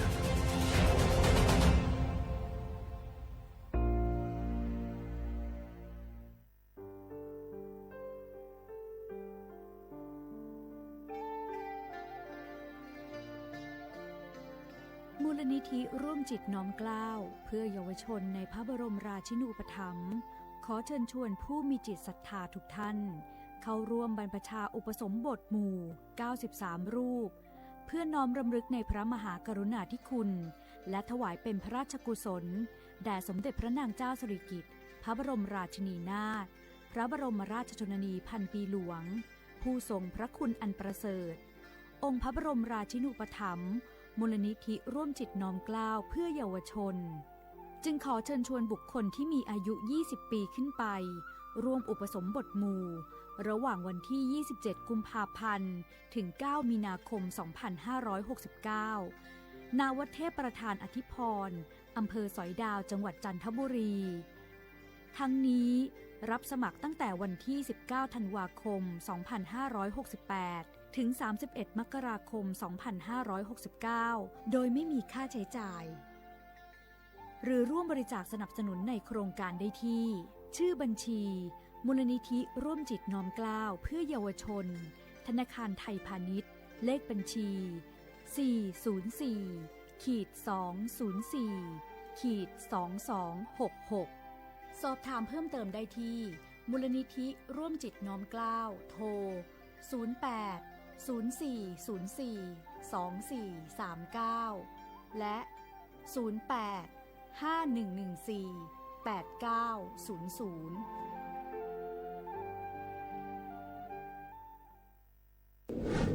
ในช่วงนี้หลายพื้นที่ของประเทศไทยอากาศหนาวเย็นอย่างต่อเนื่องโดยเฉพาะยอดดอยและยอดภูประชาชนอาจเสี่ยงต่อโรคและภัยสุขภาพจากอากาศหนาวได้ ขอให้ทุกคนเฝ้าระวังโรคที่พบบ่อยในฤดูหนาวได้แก่ไข้หวัดใหญ่ปอดอักเสบโรคอุจจาระร่วงโรคหัดโรคมือเท้าปากรวมทั้งภาวะเจ็บป่วยหรือเสียชีวิตจากอากาศหนาวโดยไม่ทราบสาเหตุโดยเฉพาะผู้ที่ไม่สวมใส่เสื้อผ้ากันหนาวหรือผู้ที่ดื่มสุราเป็นประจำป้องกันง่ายๆเริ่มที่ตัวเราดูแลสุขภาพให้แข็งแรงออกกำลังกายสม่ำเสมอรับประทานอาหารปรุงสุกดื่มน้ำสะอาดล้างมือบ่อยๆไม่ใช้ของส่วนตัวร่วมกับผู้อื่นและหากมีอาการไอจามอย่าลืมสวมหน้ากากอนามัยทุกครั้งขณะอยู่ในที่แออัดที่สำคัญควรรักษาความอบอุ่นเตรียมเสื้อผ้ากันหนาวให้เพียงพองดดื่มเครื่องดื่มแอลกอฮอล์เพื่อความปลอดภัยในช่วงอากาศหนาวนี้ดูแลสุขภาพให้แข็งแรงตลอดช่วงฤดูหนาวนี้กันด้วยนะคะด้วยความปรารถนาดีจากสำนักงานประชาสัมพันธ์ที่ 3 กรมประชาสัมพันธ์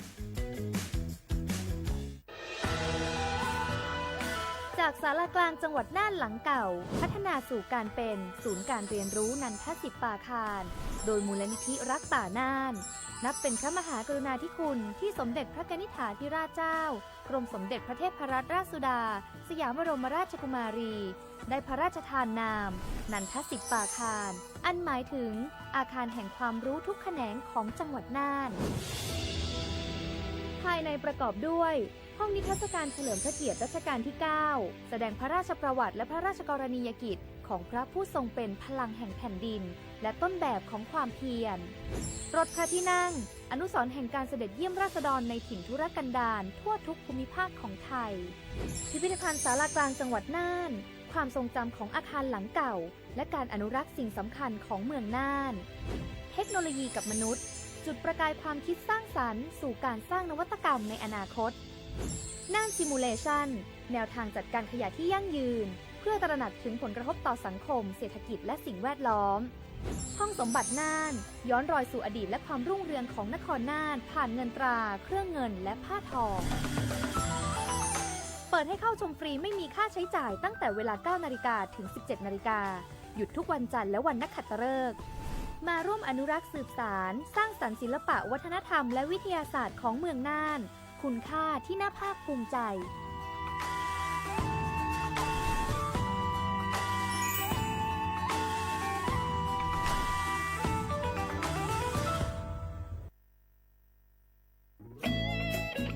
เสียงของท่านมีความหมายต่ออนาคตประเทศ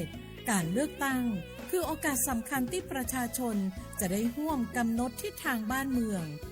ขอเชิญชวนพี่น้องประชาชนผู้มีสิทธิ์เลือกตั้งทุกท่านออกไปใช้สิทธิ์เลือกตั้งปี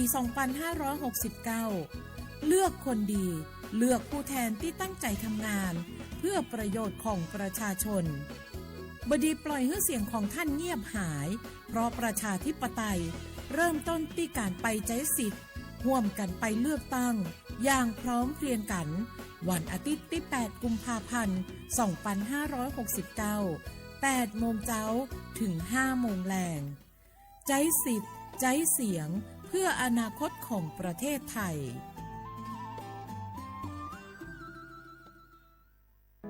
มะเร็งปากมดลูกรักษาได้ถ้าตรวจเจอระยะแรกหญิงไทยอายุ 30-59 ปีวันนี้รีบใช้สิทธิบัตรทองตรวจมะเร็งปากมดลูกได้ไม่เสียค่าใช้จ่ายติดต่อสถานพยาบาลในระบบบัตรทองหรือจองคิวตรวจผ่านแอปเป๋าตังค์เลือกกระเป๋าสุขภาพหรือขอรับชุดเก็บสิ่งส่งตรวจมะเร็งปากมดลูกด้วยตนเองที่ร้านยาและคลินิกการพยาบาลสอบถามเพิ่มเติมสายด่วนสปสช1330ตลอด24ชั่วโมง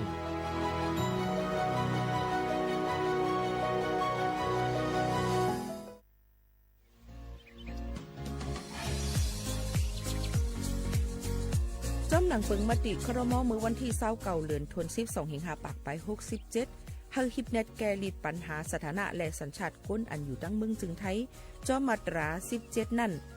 ตอนตาพี่น้องเฮาเขาอันเข้ามาอยู่ดังเมืองไทยหึงนั้นและมีไว้เข้าจอมปึงเฮากว่ายืนย้อนสถานะต่างดาวของเมืองถูกแม่นจอมปึงไล่ตอนตาลูกอ่อนอันเกิดดังเมืองจึงไทยมีอำนั้นก็แม่มีไว้ทะเบียนประวัติบุคคลไม่มีสถานะทางทะเบียนอำนั้นไว้10ปีถูกแม่นยาวในจึงเฮาก็ยืนย้อนสัญชาติไทยจอมหนังมาตรา7ทวิไลพออยู่ตั้งกรุงเทพมหานครกว่ายืนไลตีสำนักบริหารการทะเบียนกรมการปกครองพออยู่ตั้งต่าง7วันในจึงกว่ายืนไลจอมหนังวัดไว้อันเปิ้นออกปันเฮาขานั่นเข้าย้ำเหตุการณ์จอมหนังหลวงปองจึงต่อพอถึงวันที่29เดือน6 25ปากไป69ค่ะ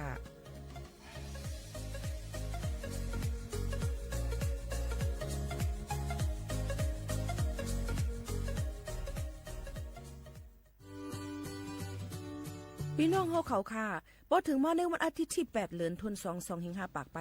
69พี่น้องเฮาเขาจะเจออันเลยเป็นเจอคือไทยสัญชาติไทยเย้าอย่าไปลืมก่อยหย่อนเน็ตแคบกลางเจอกว่าเลือกตั้งอองตีมีจื้อเฮาขานั่นในค่ะข้าวย่าม8:00 นกลางในต่อถึง5:00 นไว้วันค่ะอ้อ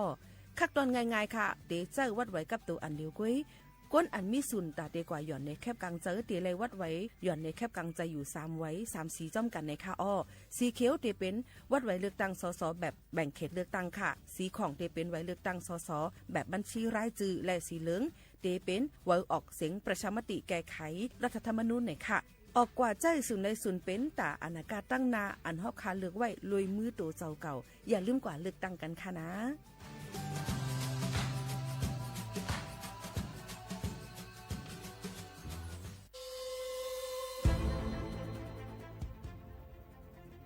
ย้อนผิดหมอกพี่น้องเขามาโฮมเป็นจุ้มเหลียวกันดั้งเจดอนเก้งใหม่โฮมกันแกลิดปัญหาไฟไหม้ป่าเถินหมอกก้อนก้องก้อนมูและฝุ่นเล็กๆ PM 2.5 ค่ะสั่งว่าทั่วพันไฟไหม้กับสืบกว่าตึงลาดไลตีอองตีแกลิดปัญหาไฟไหม้ป่าเถินและหมอกก้อนเจดอนเก้งใหม่หมายโฟน0531128808ในค่ะอ้อเจดอนเก้งใหม่ค่ะออกปักเปิงหมายมีเฮกังแกลิดปัญหาหมอกควันก้องควันโมและฝุ่นเล็กๆ PM 2.5 เนื้อปืนตีเลยอันอ่ำเลยคว้างเฮาเผาผ่านมาดีแอปพลิเคชันไฟดีห้ามเผากำเร็วในนั้นค่ะอย่าไปเผาล้าอ่ำว่าได้เป็นตีกลางปางอองตีห้ามเผาเกยยุกยักไม่ดอกกูอันในค่ะแต่เอาวันที่1เดือน1อิงเกรด2เหงปลาย26ต่อถึงวันที่31เดือน5 2เหงปลาย26ในผู้เหลือเผอเฮ็ดผิดปักเปิงเตญาตัวต่ำตั้งผิดจำหนังปักเปิงหมายมีกำเหลวในนั้นค่ะเลยตั้งมุมมองไฮลีเซห้องการฐานฐานะก่อกับสืบเจดอนเก้งใหม่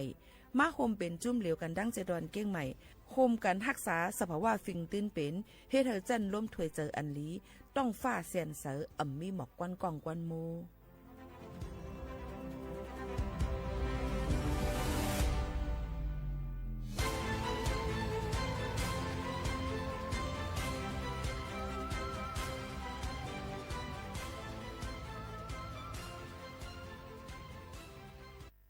พี่น้องเขาสนใจใครปืนเผาผ่านตั้งห้องปล่อยเสียงสวทเก้งใหม่ปั่นตั้งหูห่มปาดังมีดังซื้อถ่อมแจงแล้งหลีกว่าไก่ในปืนตีเจดอนเก้งใหม่ กับสืบมาเลยดีสวทเก้งใหม่หมายฟ้น053-276-068และ0922468579จ่องหู้คาหือก้อนโมก้อนไฟอันเผาอยู่ตีกลางปางนั่นอ่ำเลยหายกว่าตั้งเลยมันเตเป็นฝุ่น PM 2.5 สีขึ้นมาเฮ็ดให้ป้ายอยู่ลีเฮาคาขึ้นในคาออลองลดย่อมปัญหาจังไหนในอ่ำหยาบค่ะเงื่องแวอ่ำเผายุกยักเหมือไม่ต้นเยือต้นเข้ากับในให้ในสวนเฮาเปลี่ยนมากองไว้จ้อมกันเสเฮ็ดเป็นฝุ่นสภาวะอ่ำนั้นแจกแพยุกยักเฮอมันปอดถูกเมียนอีกป้าดังโฮมมือกันฟังด้วยไฟไหม้ป่าเถินเฮาขาดฉุดวิไลผูกต้นไม้น้ำเพิ่มปันปืนตีสีเขียวเฮ็ดเฮอจันล้มเสียนสายตาเฮากูก็เลยตั้งมุงมองเฮาลีเสฐานหน้ากอกับสืบปืนเผาตี3กรมประชาสัมพันธ์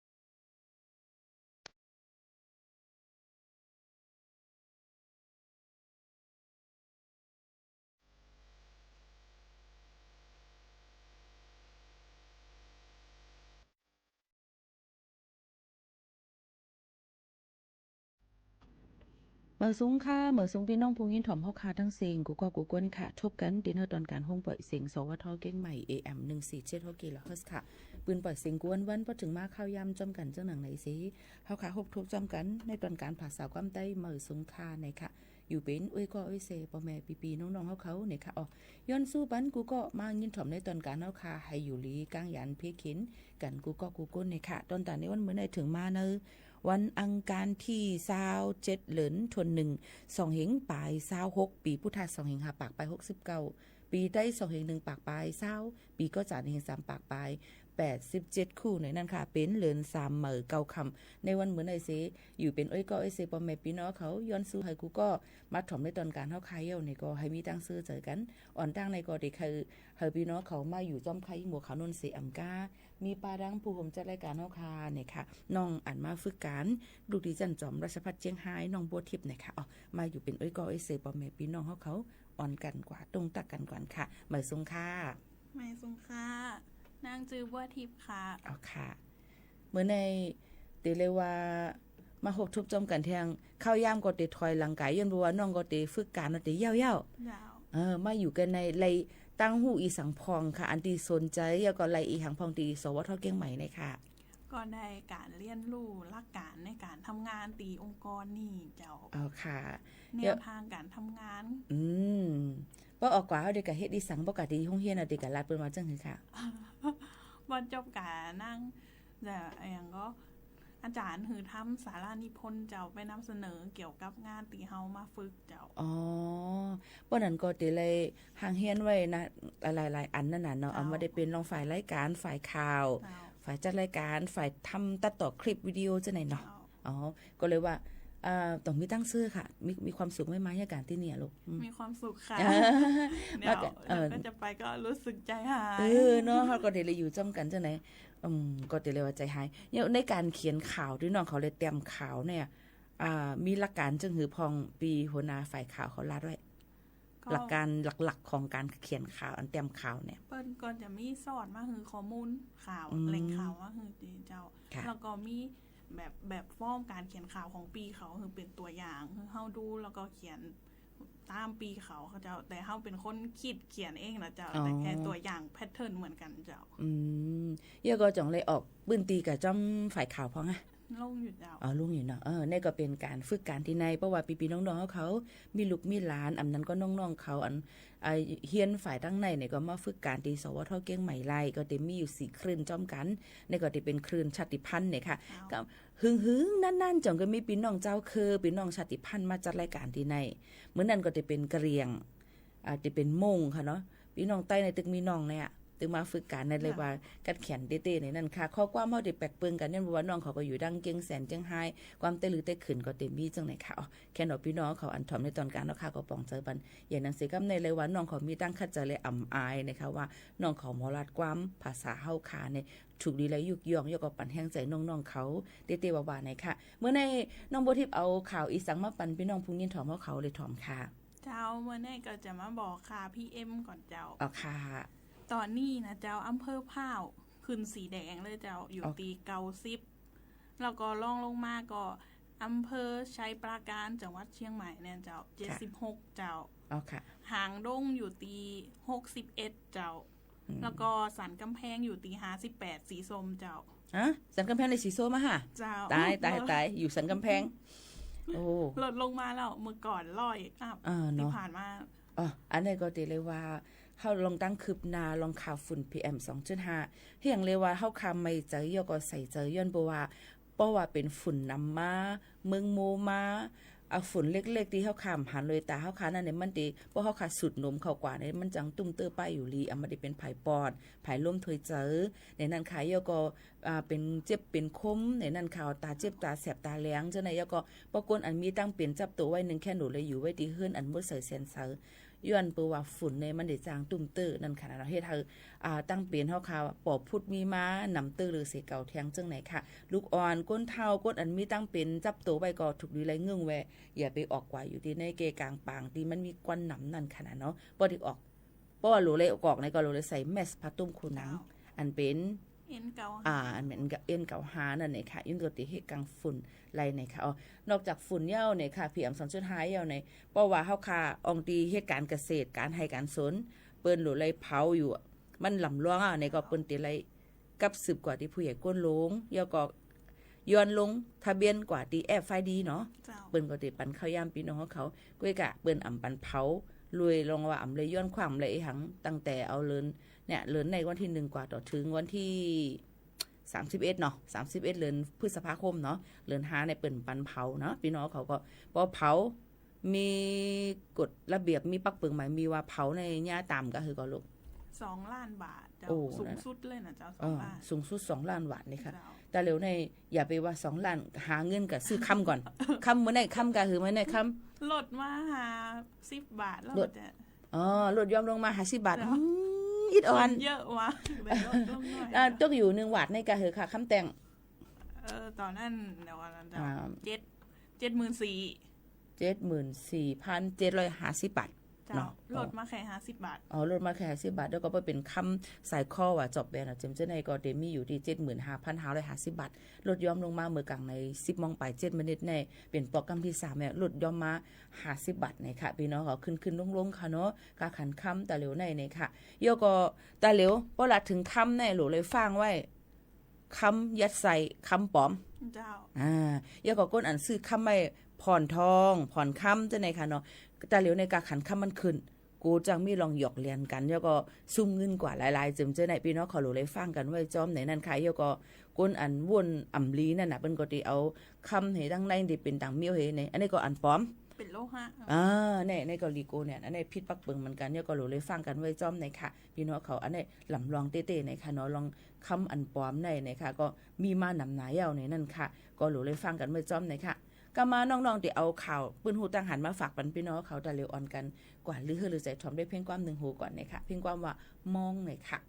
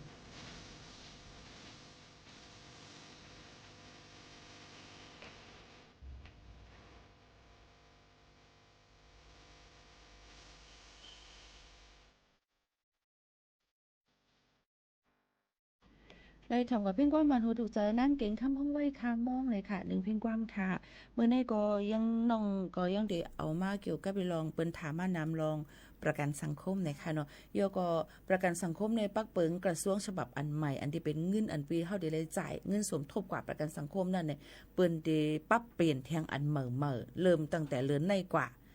มีจังหือพองค่ะเปิ้นก็จะปรับขึ้นเป็น875 บาทต่อเดือนเจ้าแล้วก็จะมีสิทธิประโยชน์7กรณีสำคัญที่เฮาได้จากประกันสังคมนะเจ้าค่ะมีอีกอย่างพองค่ะกรณีที่1ก็คือเมื่อเฮาเจ็บป่วยเจ้ามีสิทธิ์รักษาโรงพยาบาลตามสิทธิ์ที่เฮาไปลงไว้เจ้าแล้วก็จะมีเงินทำฟัน900 บาทต่อปีแล้วก็กรณีเสียชีวิตนะเจ้าค่าทำศพ 50,000 บาทเจ้าแล้วก็เงินสมทบ36เดือนขึ้นไป50 บาทของค่าจ้างเจ้าแล้วก็มีอีกเงินสมทบ120 บาทต่อเดือนขึ้นไป50ของค่าจ้างค่ะแล้วก็กรณีสงเคราะห์บุตรนะเจ้าก็เดือนละ 1,000 บาท3ครั้งเจ้าอายุมาเกิน6ปีบริบูรณ์เจ้าแล้วก็กรณีวางงานนะเจ้าก็จะมีเงินทดแทนในการขาดรายได้เจ้าแล้วก็เป็นกรณีลาออกถ้าเฮาลาออกเองนะเจ้า30% ของเงินจำนวนค่าจ้างของเฮาเจ้ามันเกิน90วันเจ้าแล้วก็กรณีถูกเลิกจ้างนะเจ้า 60% ของค่าจ้างมาเกิน180วันเจ้าค่ะอันนี้ก็บอกว่าตอนตาศูนย์ไล่ประกันสังคมในนั้นค่ะเจ้าอันจ่ายมาถูกแม่แล้วก็อยู่อเมริกันนำหวาน5ตกการตกงาน5ในกาเกิดลูก5เนี่ยเต็มจะได้เปิ้นก็จะมีมาปานเนี่ยค่ะเรียกก็มีศูนย์ไล่ตอนได้เฮ็ดเคียวขุดหินปูนเอาคานมันออกค่ะจะใน900 วัตต์ต่อ1ปีถอนฟันอย่างจังไหนซ่อมในนั้นค่ะพี่น้องเขาลองตั้งอันนี้ก็เกี่ยวกับไปลองประกันสังคมก้อยกาหมังก็ได้ว่าอำเลยเฮ็ดไว้ประกันสังคมก็จะมีไว้บัตรทองนั่นน่ะเนาะอันนี้ก็ใจซิดนั้นก็ใจศูนย์ไล่ที่ห้องยาที่อันเฮาขายอยู่จำนั่นอันเฮาก็มีจื้อไว้นั่นจังไหนค่ะพี่น้องเขาอันนี้ก็ติเลยว่าตึกมีลองอุบโอกันอยู่ในโจกาวงแวงโจกาวงหวังในว่าจังที่5ที่เสียงนำเฮียงเลยติได้จ่ายกว่าเอากว่าเฮียงพองจังจังได๋ก็สิเป็นข้อถามกันก้อยกะประกันสังคมในเพราะเฮาขายอยู่อำดีกินน้ำมันกว่าที่ห้องยาในเฮาจับหรูเลยจ่ายเงินหรือเสวายาอันที่เฮาอันมีนั้นมันหลูเลยเบิกแทงได้ก็จะได้จ่ายเพิ่มส่วนต่างอันนั้นก็เฮาคันนอนห้องพิเศษเข้มๆหาในก็จะได้จ่ายส่วนต่างแก่นั้นให้ไหนค่ะนะอันนี้ก็เป็นประกันสังคมมาตรา33 39ยก40ในนั้นค่ะที่น้องๆขอมาลาดปันนั่นมันก็ถามว่าแต่แล้วในเฮาข่าวมีการเฮาขาจ่ายมาหึงเย้าจ่องกับตึงลาดไล่กับย้อน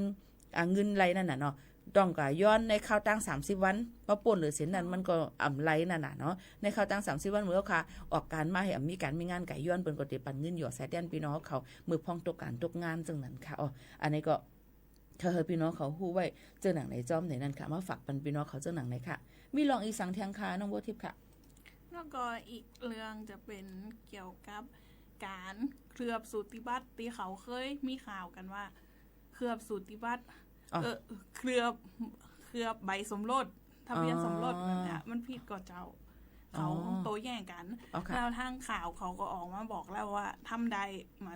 มาผิดกฎหมายหรืออย่างเจ้าปองว่าจังไหนค่ะที่น้องๆเขาแคลาดนะน้องบุทิพย์แคลาดว่าอันเป็นเวอร์จดปังมิงกบกูกันว่าเป็นจดทะเบียนสมรสแล้วก็ไว้สุติบัตร5จังไหนค่ะเนาะว่าเฮากับเคลือบอันแข็งๆมันเฮากูมันกวยเฮากูหมดมากินหมดมาโคพาจังไหนค่ะจ่องมันพิษมันก็ว่าเพิ่นพิษใจมันไล่นะคะก็กะมันใจไหลอยู่เนาะใจไหลอยู่เป็นสังในนั่นค่ะแล้วแต่เจ้าตัวว่าอยากเคลือบหรือมาเคลือบก็ได้เจ้าแต่ถ้าใครอยากเคลือบก็มาผิดกฎหมายเจ้าค่ะมันก็พิษปักเปิงใบมีเพราะว่าเฮาค่ะก็เคลือบไว้อันแข็งๆมันนั่นค่ะเคลือบบัตรนั่นนะบ่เฮ็ดจังได๋ก็เป็นทางดังเก่านะคะอย่าไปว่าสังไว้เกิดลูกปีนะก็เคลือบเหมือนกัน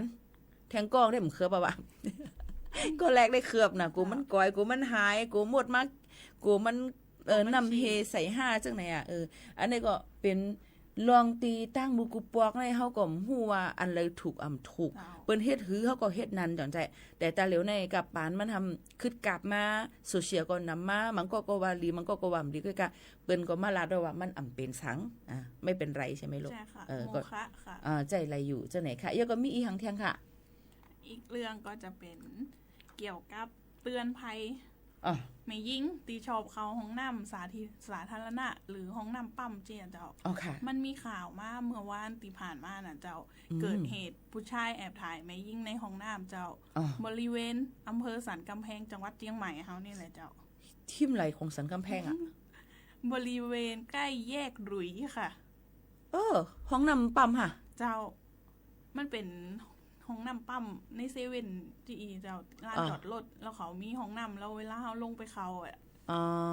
โอเคตั้งเมื่อคืนปีเนี่ยเลยถามหน่อยใจอย่างนะเจ้าแต่ตอนที่จับตัวได้แล้วเจ้าแต่เขาสารภาพบอกว่าทำเป็นครั้งแรกแต่ตำรวจมาเจือเพราะว่าชาวบ้านแถวนั้นเขาบอกว่าเห็นเหมือนมาเดินรอบๆนั่นหลายวันแล้วน่าจะมีเหยื่อหลายรายอยู่เจ้าเนี่ยค่ะประเด็นเขาห้องน้ำอันดิมจะห้องน้ำส่วนตัวเป็นห้องน้ำที่ก้นน้ำมาเขาในตรงวงบนเขานั่นเนี่ยเอามาได้เป็นที่ปั๊มน้ำมันเอามาได้เป็นที่กระไรก็ยาวหลูเลยฟังไว้นั่นน่ะเนาะเฮ็ดจังไหนในพิษปักเปิงหมายมีนะพิษในแต่เหลียวในย่ายอบกว่าเนาะ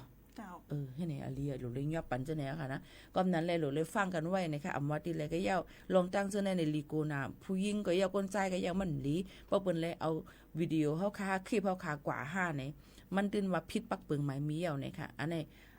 หลูเลยยอบแปดเพ้อนั่นน่ะเนาะเนี่ยหลูเลยเอาไว้ในนั้นค่ะก็ฝากฟังไว้ปันจอมในนั้นค่ะลองไหนเอามาได้เป็นลองห้องน้ำ5ลองอีหยังก็ลองใส่ค่ำนำก่อมไรตะเหลียวแน่ใส่จำตัวค่ำนำคำตู้คำปลอมคำเต็มหัวอันนี้กูทำตกการตรงงานนำเนาะก็นั่นแหละกูมีคนมาหลักมาจันกว่าให้ไหนอันนี้ก็หลูฟังไว้เหมือนกันมันคุ้มกันตั้งอันเฮาคาหมัดเจ็บมาอันนั้นก็ถึงอักษรใจไรซึ่งน่ะน้องๆเนาะก็มันดิน้องๆบ่ทิพย์เดี๋ยวมาลาแทงนึงลองเดี๋ยวตะเหลียวในกว่าถ่อมได้เพียงกว่าหวานหูถูกใจกันแทงก่อนค่ะ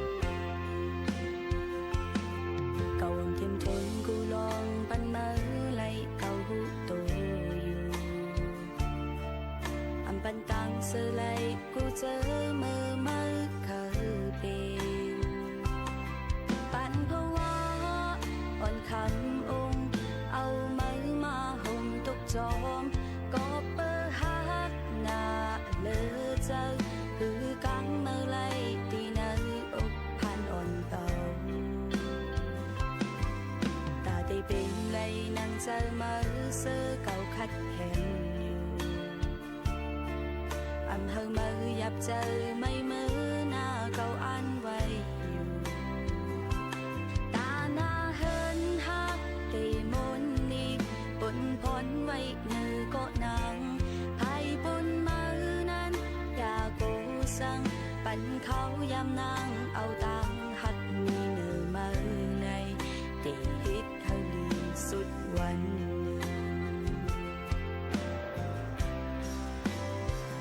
ย้ำมือเล็ดไม่ถึงที่คงขอเห็นเก้าอำมองนำกัดเธอมายินปันฝนย้ำโตกัดสั่นถึงเจอก็เก้าอำยันโซอบอุ่นก็มาหู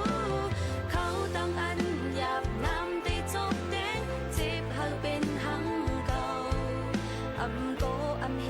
เก่าตีเป็นสังอำย้อนสั่งมือเลอหนึ่งอันเธอปันนางเขา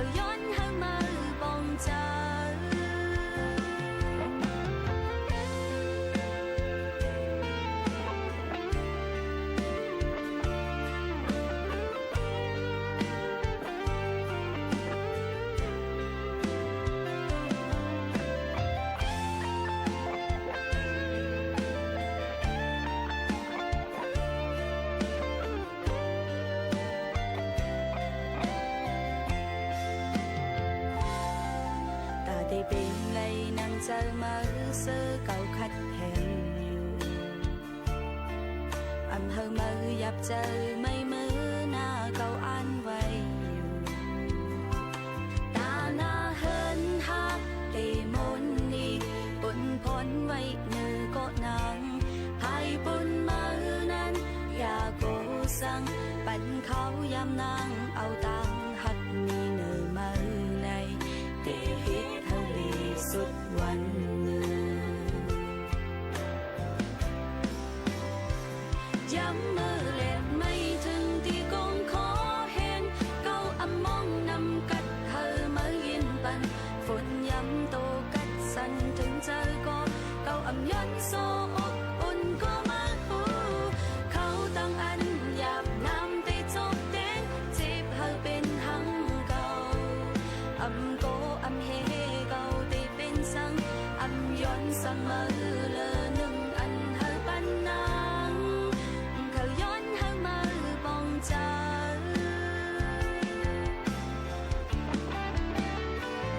ย้ำมือเล็ดไม่ถึงที่กองขอแห้งเก้าอำมองนำกัดเธอมายินปันฝนย้ำโตกัดสันถึงเจอก็เก้าอำย้อนโซอกอุ่นก็มาหูเขาตั้งอันหยาบน้ำได้จบเต้นเจ็บเธอเป็นหังเก่าอำโกอำเฮ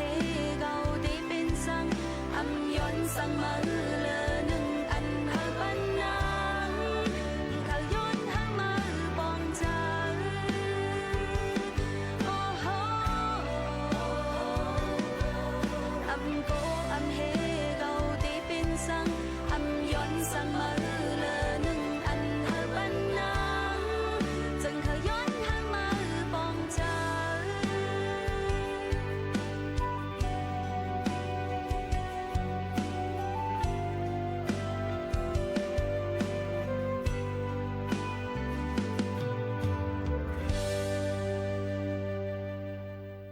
เอาค่ะยังอยู่จำกันในตอนลื่นสุดภาษาความใต้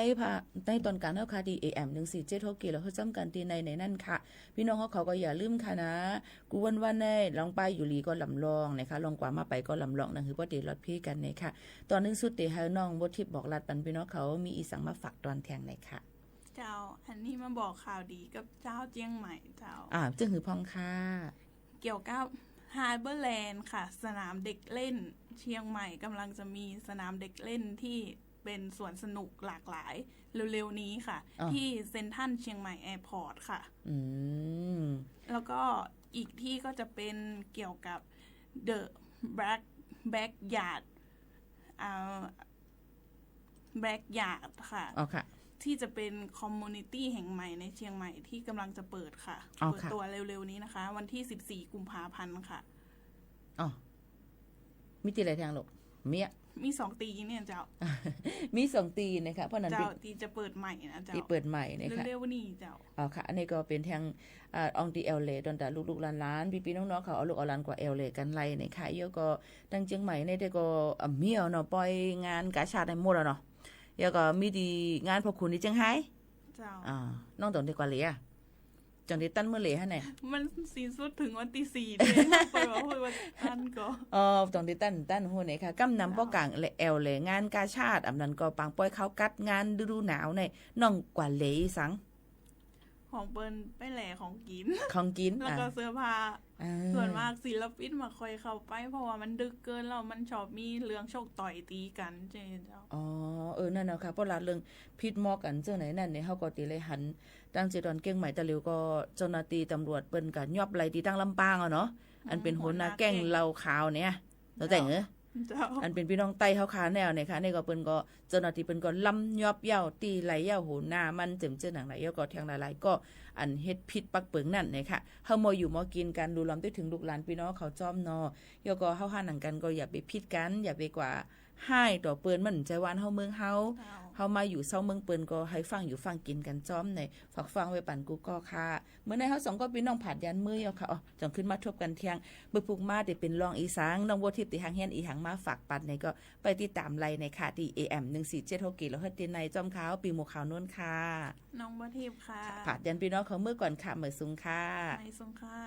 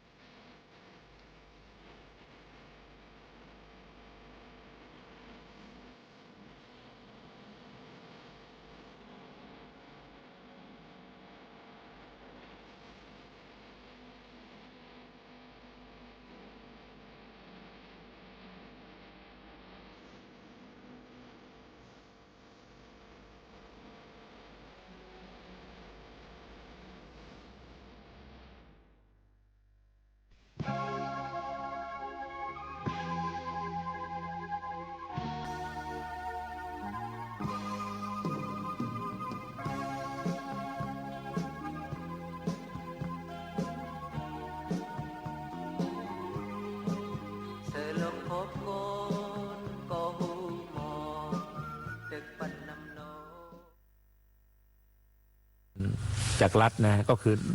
ค่ารักษาพยาบาลแต่พื้นฐานเนี่ยนะมันต้องมีค่าทดแทนขาดรายได้ก็อาศัยงบประมาณตรงนี้แหละครับ 5,229 บาทโยกเข้ามาสิทธิ์บัตรทองนะแต่ที่ก็จะลงว่ามันขาดทุนเนี่ยเพราะว่าแมเนจเมนต์อาจจะมีปัญหาได้คือคุณมนัสมองว่าจริงๆไม่ได้ขาดทุนหรอกครับมันก็มีการที่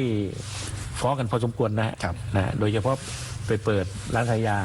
อาจจะเบิกมาขายอะไรพวกนี้นะมันก็มีข้อเท็จจริงปรากฏอยู่แล้วตามข่าวนะอันนี้ผมไม่เขียนพูดเองนะตามข่าวผมคิดว่าประเทศไทยเราเนี่ย นะถ้าเรามีการบริหารจัดการที่ดีทุกกระทรวงทบวงกรมเนี่ยประเทศเราน่าอยู่น่าอยู่มากยิ่งขึ้นไปเรื่อยๆเพราะว่าประเทศนี้นะประเทศไทยเราเนี่ยมันประเทศน่าอยู่แล้วนะครับถ้าผมขมวดแนวคิดของพรรคคุณมนัสอย่างนี้ได้ไหมครับคุณมนัสมองว่าตอนนี้มีคนอยู่3กลุ่มในประเทศนี้กลุ่มที่เป็นข้าราชการตอนนี้รัฐบาลดูแลเต็มที่แหละจะเจ็บป่วยจะเกษียณอะไรเนี่ยดูแลเต็มที่นี่คืออันดับหนึ่งอันดับรองลงมาก็คือผู้ที่เข้าสู่ระบบประกันสังคมก็ดูแลจะเจ็บป่วยจะตกงานอะไรดูแลหมดแต่ที่ต่ำสุดก็คือคนที่ถือบัตรทองเพราะมีเฉพาะรักษาพยาบาลใช่ครับแนวคิดของพรรคก็เลยอยากจะยกกลุ่มที่3นี้ให้ขึ้นมาสิทธิเท่าเทียมกับกลุ่มที่2คือประกันสังคม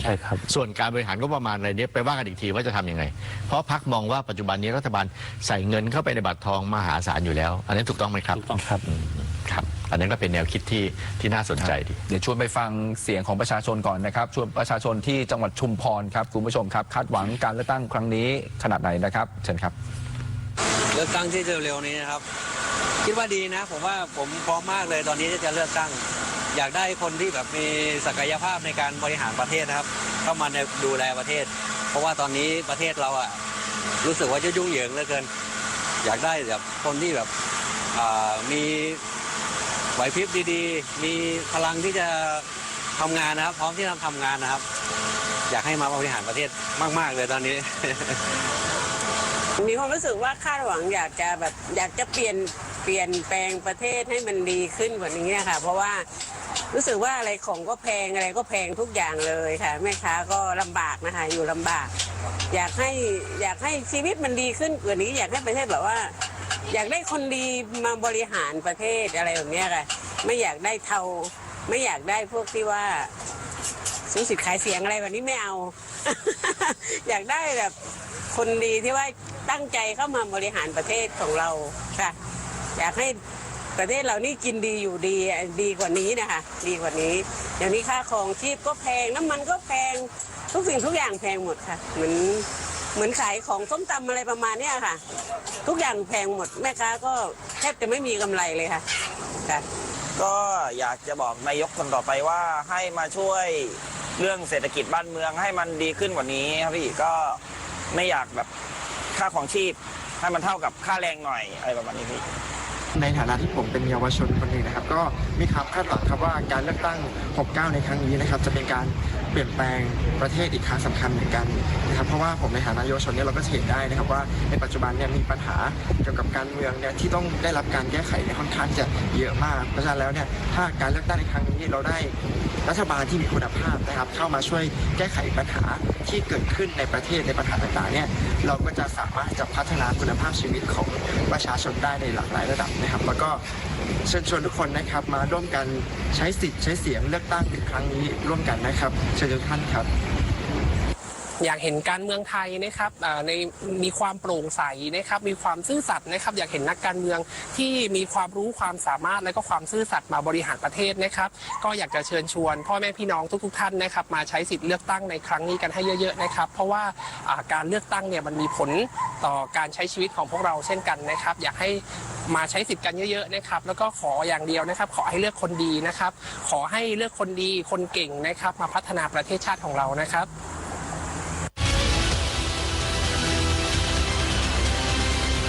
ประเทศไทยรอ3คำตอบนี้จากคุณผู้ชมอยู่นะครับ8กุมภาพันธ์วันนั้นคุณผู้ชมจะได้รับบัตร3ใบด้วยกันบัตรสีเขียวเลือกสสแบบแบ่งเขตบัตรสีชมพูสสแบบบัญชีรายชื่อและบัตรสีเหลืองนะครับการออกเสียงประชามติเห็นสมควรมีรัฐธรรมนูญฉบับใหม่หรือไม่และก็ต้องถามจุดยืนของพรรคแรงงานสร้างชาติด้วยครับคุณมนัสครับเห็นสมควรมีรัฐธรรมนูญฉบับใหม่หรือไม่ครับผมพูดจากใจนะครับไปพบปะพี่น้องมา4จังหวัดตอนนี้นะตั้งแต่วันที่15ประชาชนก็ถามแต่เราก็พูดไม่ได้กกตห้ามบอกว่าเรื่องรัฐธรรมนูญอย่าทำไปพูดไม่ได้กกตอนุญาตแล้วว่าพูดจุดยืนพรรคได้แต่อย่าพูดใส่ร้ายในฝั่งตรงกันข้ามเพราะประชาชนถามมากทำไมต้องมีบัตร3ใบนะเขากลัวเดี๋ยวว่ากาผิดบ้างคนเฒ่าคนแก่นะโดยเฉพาะบัตรสีเหลืองจุดยืนของพรรคนี่นะฮะการแก้ไขรัฐธรรมนูญผมว่าเราแก้มาบ่อยนะครับมติกรรมการบริหารพรรคเรามองว่าถ้าแก้รายมาตราเนี่ยนะครับบังเอิญประชามติไม่ชัดเจนเลยไม่ชัดเจนเลยฮะ นะครับเราจึงมองว่าไม่สมควรแก้นะครับน่าจะใช้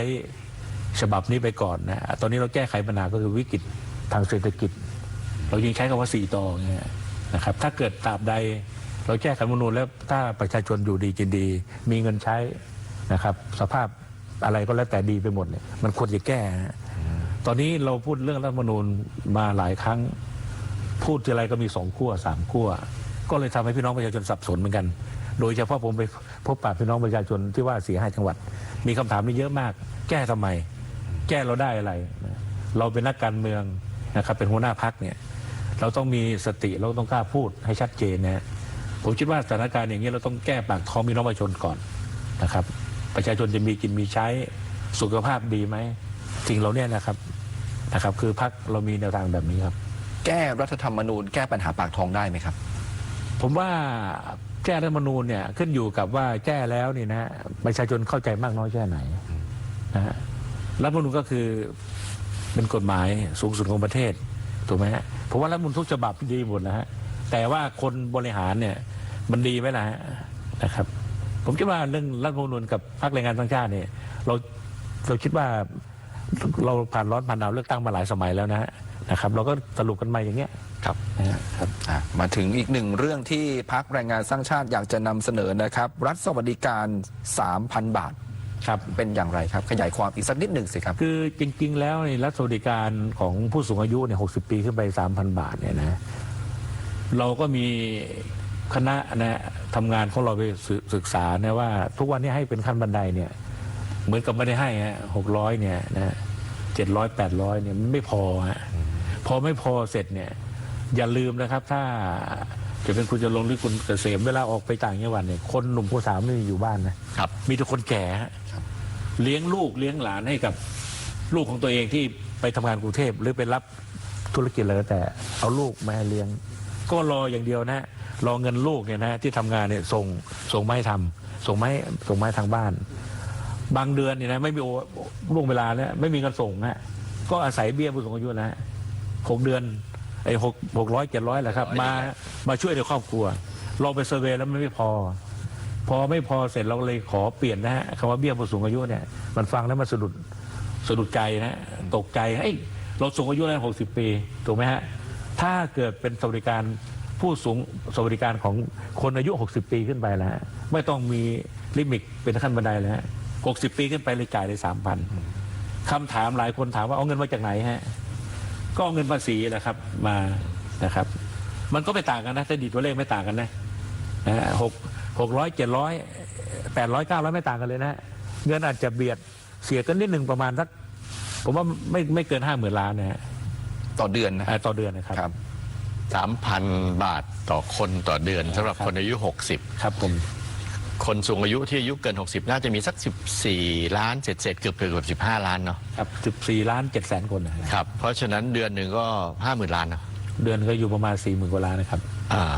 40,000 50,000 ล้านปีหนึ่งก็เกือบ500,000 ล้านก็500,000 ล้านถ้าเราดูตัวเลขตัวนี้600 700 800ก็อยู่ประมาณ 200,000 ล้านเหมือนกันนะครับถ้าเราจัดสวัสดิการให้เขา 3,000 บาทเนี่ยเพราะว่าสุขภาพคนเฒ่าคนแก่ของเราก็จะมีกินมีใช้ก็มะพร้าวพะวงกับเงินที่ลูกจะส่งไปผมว่าเรื่องของคนสำคัญนะครับเพราะคนเฒ่าคนแก่บ้านเราเนี่ยเขาส่งคลอดลูกเลี้ยงหลานเป็นผู้ที่บุคคลเรายิ่งจะให้เยอะถ้าเรามีเงินไอ้คนพวกนี้เป็นคนที่ไปมีบุญคุณต่อลูกต่อหลานเราก็ต้องจัดสวัสดิการให้เขาอยู่ได้อันนั้นก็คือเรื่องที่ล้อมรอบอยู่กับเรื่องสวัสดิการนะครับนี่มาผู้สูงอายุควรจะได้ 3,000 บาทต่อเดือนทีนี้ผู้ประกันตนทั้งหลายเนี่ยนะครับที่อยู่ในระบบเนี่ยโดยเฉพาะมาตรา33คือคนทำงานประจำนะครับมีเงินเดือนแล้วก็ส่งเข้าประกันสังคมรัฐบาลสมทบเนี่ยพรรคบอก3ขอที่1คือขอเลือกบำเหน็จอธิบายหน่อยสิครับจะเอาอะไรคือจริงๆแล้วเนี่ยเอากฎหมายปัจจุบันก่อนที่ใช้อยู่เนี่ยคือเราขอเลือกไม่ได้อายุครบ55ส่ง180 เดือนก็เป็นบำนาญไปเลยครับก็มีหลายคนอยากจะผู้ประกันตนอยากจะขอรับเป็นเงินบำเหน็จเงินก้อนไปทำทุนทำอะไรก็แล้วแต่ไม่สนใจเรื่องบำนาญอย่างเงี้ยนะครับเขาก็อยากจะเลือกดังนั้นนโยบายของเราก็ตามที่เรามองว่าถ้าขอเลือกเนี่ยบางคนอยากได้บำนาญก็รอบำนาญได้ ถ้าอยากได้บำเหน็จเอาเงินก้อนมาแบบข้าราชการเนี่ยอันนี้คือเป็นนโยบายที่เราเสนอต่อพี่น้องประชาชนผู้ใช้แรงงานแล้วก็กต.ด้วยอันนี้นโยบายนี้ออกแบบเพื่อดึงดูดใจคนที่ทำงานประจำที่อยู่ในประกันสังคมมาตรา 33 ถูกไหมครับเพราะเขาโดนหักทุกเดือนอยู่แล้วนะครับรัฐบาลก็จ่ายในรูปแบบปัจจุบันคือถ้า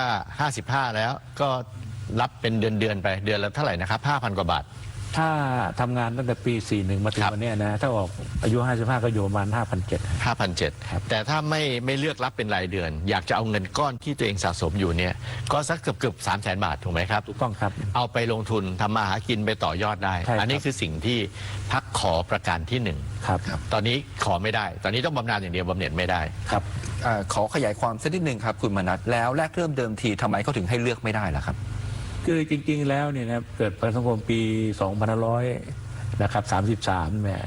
คือเราหลักการคือเฉลี่ยทุกเฉลี่ยสุขนะฮะเงินก็เลยกองอยู่นะตอนนี้กองอยู่1.9 ล้านนะประกันสังคมเนี่ยนะไม่เฉพาะเงินสมทบบำนาญชราภาพเพราะเราได้ 6% นะอย่าลืมตอนนี้แม็กซิมัมอยู่ที่ 15,000 สมมติ 15,000 แบบเดิมนะเราส่ง750นะครับเรามีเงินออมทุกเดือนเดือนละ900 บาทนะเพราะเงินจ้างสมทบ 3% ครับถูกไหมฮะเงินตัวนี้มันจมมาเรื่อยๆเงินตัวนี้อยู่ในการลงทุนมันสมมติว่ามันน่าจะมีการปรับปรุงแก้ไขได้แล้วกองทุนมันโตขึ้นเราก็เห็นโควิดเกิดขึ้นเนี่ยนะมีคนมาร้องทางสภาร้องทางคบค.นะทำไมเราเลือกไม่ได้เป็นเพราะแท้ๆก็เกิดนโยบายแล้วก็พี่น้องผู้ใช้แรงงานก็เสนอนี่มาผมก็ตอบสนองก็ไปเขียนเป็นนโยบายนะครับเลือกได้เพื่อจะเอาเงินตรงนี้ไปลงทุนเงินจะได้หมุนเวียนได้จมอยู่เนี่ยฮะบางคนเนี่ยกว่าจะได้รับนะสมมุติในกอไก่นะครับทำงานมานะครับอายุ40 ปีจะส่งครบแล้ว180 เดือนนะไม่รับไม่ได้นะครับอีก15 ปีเลยนะคุณไปทำงานอะไรก็แต่คุณจะได้เงินก้อนนะฮะถูกไหมฮะตายแล้วก็มีต้องไปฟ้องร้องเป็นผู้จัดการมรดกอีกสิ่งเราเนี่ยว่ามันไม่เป็นธรรมเขาเงินของเขาเลือกได้สินะครับทำไมข้าราชการเลือกได้ผมขอขยายความกับคุณจตุรงค์นิดหนึ่งแนวคิดเนี่ยผมเข้าใจว่าที่ให้จ่ายเป็นบำนาญเดือนเนี่ยเพราะว่ารัฐบาลทั่วโลกนะครับไม่ใช่เพราะของไทยอย่างเดียวเกรงว่าถ้าเอาเป็นเงินก้อนไปแล้วหมดแต่ยังอยู่ไม่มีรายได้ใครจะดูแลคำตอบคือรัฐบาลดูแลเพราะฉะนั้นรัฐบาลเลยเรียกว่าเอาเนี่ยค่อยๆเอาไปทีละก้อนให้พอดำรงชีพอยู่ได้อย่างมีศักดิ์ศรีบางประเทศเช่นสิงคโปร์เลื่อนนะครับสมมติว่าปกติ60แล้วถอนเงินไปก้อนไปได้หมดเขาไม่ยอมนะเขาเลื่อนไปอีกเพราะเขารู้ว่าถ้าคนอายุยืนอีกแล้วไม่มีรายได้แต่มีรายจ่ายรัฐบาลเป็นภาระอันนี้ที่มาแต่ว่าพรรคเนี่ยจะเปิดโอกาสให้กับแรงงานซึ่งเลือกได้ละว่าจะเอาเงินก้อนไปต่อยอดหรือเปล่านะครับอันนั้นเป็นขอประการที่1ขอประการที่2คือเอาเงินก้อนเนี้ยที่อยู่ในกองทุนตรงเนี้ยไปเป็นหลักทรัพย์ในการกู้โดยไม่ต้องหาหลักทรัพย์อื่นอีกถูกไหมครับทำยังไงครับถ้าเราไปกู้ธนาคารจะเป็นธนาคารของรัฐหรือเอกชนก็แล้วแต่นะฮะเราอยากจะกู้เงินเรามาใช้เนี่ยเราแค่ให้ประกันสังคมออกหนังสือรับรองว่าผู้ประกันตนมีเงินยอดอยู่ตัวเนี้ย300,000 บาทเราจะกู้กี่เท่า3 เท่า 4 เท่าการันตีเอาตัวยอดไปการันตีก็เอาเงินออกมาใช้ถูกไหมครับอันนี้ก็คือการขอกู้ไม่ต้องไปเอาหลักทรัพย์ไม่ต้องเอารถไปจำนำให้สิทธิพิเศษเลยแต่การกู้ธนาคารเรียนคุณมนัสอย่างนี้ปกติสมมติคุณจตุรงค์มีที่อยู่10 ล้านให้10 ล้านเลยนะ10 ล้านเวลาไปกู้เนี่ยธนาคารไม่ได้ให้10 ล้านนะครับบางทีให้3 ล้าน5 ล้านให้ไม่เต็มยอด 100% ของหลักทรัพย์แล้วแต่อันนี้แนวคิดของพรรคคือถึงแม้จะมีเงินก้อนนี้300,000แต่กู้ได้2 เท่า3 เท่า4 เท่าของวงเงินที่อยู่กับประกันสังคมใช่ไหมครับใช่ครับแต่เนื่องจากว่าเราก็มีนโยบายหลักที่เรายื่นข้อร้องวันแรงงานทุกปีก็คือธนาคารผู้ใช้แรงงานถูกไหมครับก็มันจะโยงกันนะถ้าพูดประเด็นขอตัวที่2ครับเพราะอย่าลืมว่าตอนนี้เราประกันสังคมเงินไปฝากธนาคารพาณิชย์ต่างๆเนี่ยนะ4,000 ล้าน 5,000 ล้านนะเราได้เงินปันผลมาแค่ 3% นะครับเราก็ไปลงซื้อธนบัตรตราสารหนี้พวกนี้เดือนเงินตกประมาณปีหนึ่งประมาณ70,000 ล้าน 60,000 ล้านที่เข้าไปอยู่ในกองทุนประกันสังคมแต่ถ้าเรามีธนาคารแรงงานนะของเรามีสาขามากกว่าธนาคารพาณิชย์นะของเรามีทั้งหมดเกือบ300 สาขาธนาคารพาณิชย์มีแค่200 สาขาเองนะเราก็จะมีตัวแทนโดยไม่ต้องไปสร้างออฟฟิศใหญ่โตนะก็เอาสาขามาเป็นอันนี้พูดถึงสำนักงานประกันสังคมที่อยู่ทั่วประเทศ300 กว่าก็หมายถึงว่าถ้า ถ้าพูดขอที่2แล้วก็โยงประเด็นเรื่องของธนาคารแรงงานไปด้วย ครับ เพราะเป็นนโยบายของเราอยู่ธนาคารแรงงานครับ ขอขยายความสักนิดหนึ่งได้ไหมครับ คือนำเงินสมทบชราภาพมาเป็นหลักประกันกู้เงิน และถ้าเกิดว่ากู้เงินแล้วเอาไปใช้แล้วไม่มีคืน หลักประกันก็ถูกยึดสิครับ อ๋อมันเป็นกรณีพิเศษครับกรณีพิเศษเหมือนกับประกันสังคมปล่อยเงินกู้จนช่วงโควิดนะฮะ30,000 ล้านอย่างเงี้ยจะให้นายจ้างไปกู้สถานประกอบการ แต่คงสภาพเป็นผู้ลงทุน 80%มันต้องมีเงื่อนไขพิเศษแบบนี้นะครับเพราะเงินของเราเองเนี่ยนะเหมือนกับในขอไข่อย่างเงี้ยนะไปซื้อสลากออมสินอย่างเงี้ยสัก2 ล้านเงี้ยนะส่งไม่ไหวเงี้ยทนไม่ได้แล้วเงินมันไม่มีเงินใช้ก็ไปกู้เงินตรงนี้มา 80-70% ออกมาใช้ก่อนครับสลากออมสินเราก็ยังตรวจรางวัลได้ใช่ไหมมันจะลักษณะแบบนี้เงินก็ยังอยู่เป็นของเราอยู่ฮะขอที่3คือขอคืนบางส่วนครับอันนี้หลักเกณฑ์คืออะไรครับคือหลักเกณฑ์กรณีฉุกเฉินนะครับอาจจะมีเงินฝากอยู่300,000ที่ว่าขอมาสัก150,000ที่มันฉุกเฉินมาเนี่ยนะอาจจะไปทำอะไรก็แล้วแต่ที่มันเกิดเหตุกระทันด่วนแต่ที่ไปนอกระบบไอ้ส่วนที่เหลือเกิดเราเกษียณก่อนตามกฎหมายเดิมนะฮะมันก็เงินบำนาญชราภาพน้อยลงต้องยอมรับความเป็นจริงโดยไม่ต้องเอามาคืนใช่ไหมสมมติว่าเจ็บป่วยต้องการใช้เงินฉุกเฉินสัก100,000ขอเบิกมาก่อน100,000ที่เหลือ200,000ก็อยู่ตรงกองตรงนั้นครับผมแต่ไม่ต้องเอา100,000ที่ใช้ไปเนี่ยเอามาคืนตอนหลังครับไม่ต้องครับโอเคอันนั้นก็เป็นคอนเซ็ปต์คล้ายๆขอแรกนะคือถ้าจำเป็นต้องใช้ก็เอาไปใช้ก่อนว่างั้นเถอะจะบำเหน็จบำนาญก็สุดแล้วแต่ถ้าเจอปรากฏการณ์ว่าคนมาทั้งขอเลือกและขอคืนพร้อมๆกันมากๆนี่ประกันสังคมจะมีเงินให้เขาแน่ๆใช่ไหมครับคือเขาก็เอาเงินบางส่วนไปลงทุนแล้วนะครับคือผมมองต่างมุมกับหลายท่านนะว่าอีก20 ปีบอกมานานแล้ว30 ปีนั้นเหลือ20 ปีก็แล้วกันนะว่าเงินกองทุนจะไปไม่รอดจะล่มสลายฮะตอนนี้เงินประกันสังคมยังไม่ได้ถูกใช้ฮะเงินบำนาญชราภาพเรากองอยู่เนี่ยแต่เป็นเงินที่การลงทุนอย่างหนึ่งครับเงินที่โฟหมุนเวียนพูดตัวเรื่องสิทธิประโยชน์แก่คนนี้เป็นเงินเก็บนะครับรายปีรายเดือนหรือดอกผลอย่างเองครับผมคิดว่าเงินไม่หมดหรอกครับถ้าหมดนะแน่นอนที่ผู้บริหารประกันสังคมการลงทุนก็ต้องมองนะเราต้องเตรียมล่วงหน้าแผนยุทธศาสตร์ในการลงทุนนะต้องเตรียมไว้ครับถ้างั้นจะทำอะไรไม่ได้นะครับบางคนพูดจะทำ3 ขอได้เงินมันก็หมดสินะแล้วเอาเงินมาใช้ถูกไหมเราก็ต้องเตรียมแผนนะครับยุทธศาสตร์รองรับว่า1 2 3เป็นยังไงอันนี้เป็นรายละเอียดต้องลงดีเทลพอสมควรแต่คุณบรรลัตอยู่ในคณะกรรมการอยู่แล้วที่เห็นตัวเลขอยู่แล้วอ๋อผมศึกษาฮะผมเคยเป็นบอร์ดเงินทดแทนนะตอนนี้ก็เคยเป็นบอร์ดอุทธรณ์นะจึงเห็นสภาพว่าทำไมเราออกกฎหมายนิรโทษกรรมฮะ3 ครั้งแล้วนะตั้งแต่ท่านอภิสิทธิ์ท่านนายกตู่ออกมา2 ครั้งนะครับแล้วกรณีที่มาตรา39ขาดส่งนะครับมาอุทธรณ์อยากจะเข้าก็เลยออกพรบนิรโทษกรรมให้มาตราขาดส่งเข้าไปได้ปีละ3-4 แสนที่ทำกันเนี่ยเพราะดังนั้นผมคิดว่านะเพราะว่ากฎหมายสังคมมาตรา24เนี่ยมันค้ำอยู่บริหารกองทุนล้มผู้กระตรงก็ได้เงินเหมือนเดิมเพราะรัฐบาลต้องค้ำไงถูกไหมฮะมันไม่ใช่ที่ว่าประกันสังคมทุกวันนี้นะมันต้องดูครับว่าการบริหารจัดการนะการลงทุนเนี่ยมันอิสระไหมมันต้องแยกการลงทุนมาลงทุนในเรื่องของการลงทุนแบบเป็นคล้ายๆว่าอิสระนะการกองทุนลงทุนกองทุนเสี่ยงอะไรพวกนี้นะครับต้องดูครับคุณจตุรงค์เราไปนโยบาย4 ต่อบ้างดีไหม4 ต่อมี4 ต่อนะจ้างงานต้องเป็นธรรมสวัสดิการต้องมั่นคงลูกจ้างเหมารัฐต้องมั่นคงและจิตสาธารณะต้องมีค่าตอบแทนใช่ครับคือตอนนี้นะตอนผมเป็นสมาชิกสภานิติบัญญัติแห่งชาติปี49เนี่ยนะผมก็ทำเรื่องนี้มานานนะเรื่องเอาซอร์สเรื่องบริการภาครัฐเนี่ยจริงๆแล้วเนี่ยเรามีมติครม.ปี44ลูกจ้างประจำภาครัฐเนี่ยเขายกหน่วยงานไหนก็แล้วแต่ถ้าอยากจะจ้างบุคลากรเนี่ยคุณต้องหาเงินเองหน่วยงานเหล่านี้ก็หาเงินไม่เป็นนะฮะก็แปลสภาพนะครับงบวัสดุมาจ้างทำของก็เข้าประมวลกฎหมายแพ่งพาณิชย์ถูกไหมฮะก็เป็นจ้างทำของการจ้างทำของนี่นะหน่วยงานราชการเยอะมากประมาณ500,000 กว่าคนตอนนี้มันไม่ไปทำสำหรับเขาประกันสังคมก็เข้าไม่ได้เจ็บป่วยในงานตายก็ไม่ได้เงินทดแทนตามเอกชนนะฮะผมว่าตรงนี้นะครับเราว่าการจ้างงานต้องเป็นธรรมนะถ้าเราไปบริหารจัดการเนี่ยแค่มติครม.ยกเลิก4 ปีก็เข้ามาสู่ระบบพนักงานราชการเขาก็มีคุณภาพชีวิตที่ดีถูกไหมครับเขาอยู่ถึง60 ปีเงินบำนาญก็ไม่ได้นะเกษียณไม่ได้อันนี้คือการจ้างงานที่เป็นธรรมจากจ้างทำของเปลี่ยนมาเป็นพนักงานราชการครับ จะได้ดูแลสวัสดิการคนกลุ่มนี้ 500,000 คนได้ดียิ่งขึ้นถูกต้องครับแต่ตอนนี้มันจะไปขัดกับภาพรวมไหมครับว่าภาครัฐมันก็อ้วนขึ้นเรื่อยๆทั้งที่โลกบอกว่าภาครัฐมันควรจะเล็กลงเรื่อยๆคือตอนนี้คือผู้นำหลายคนตามกระแสฮะอยากจะลดการจ้างงานถูกไหมฮะเพื่อจะจ้างอะไรก็แล้วแต่ก็ถีบคนพวกนี้ไปอยู่แรงงานอิสระแรงงานอิสระตัวนี้ถ้าเราไม่มีการเพิ่มหลักสูตรนะฮะเราจึงไม่พูดเรื่องค่าจ้างขั้นต่ำไงภาคแรงงานมีหลายคนถามนะทำไมไม่พูดเรื่องค่าจ้างต่ำวันละ600 700แบบชาวบ้านเขาผมอยู่ในแรงงานมา40 กว่าปีเนี่ยค่าแรงขั้นต่ำไม่ได้ขึ้นตามปัจจัยทางเศรษฐกิจขึ้นตามปัจจัยทางการเมืองอำนาจต่อรองของแต่ละฝ่ายผมก็เลยมองว่า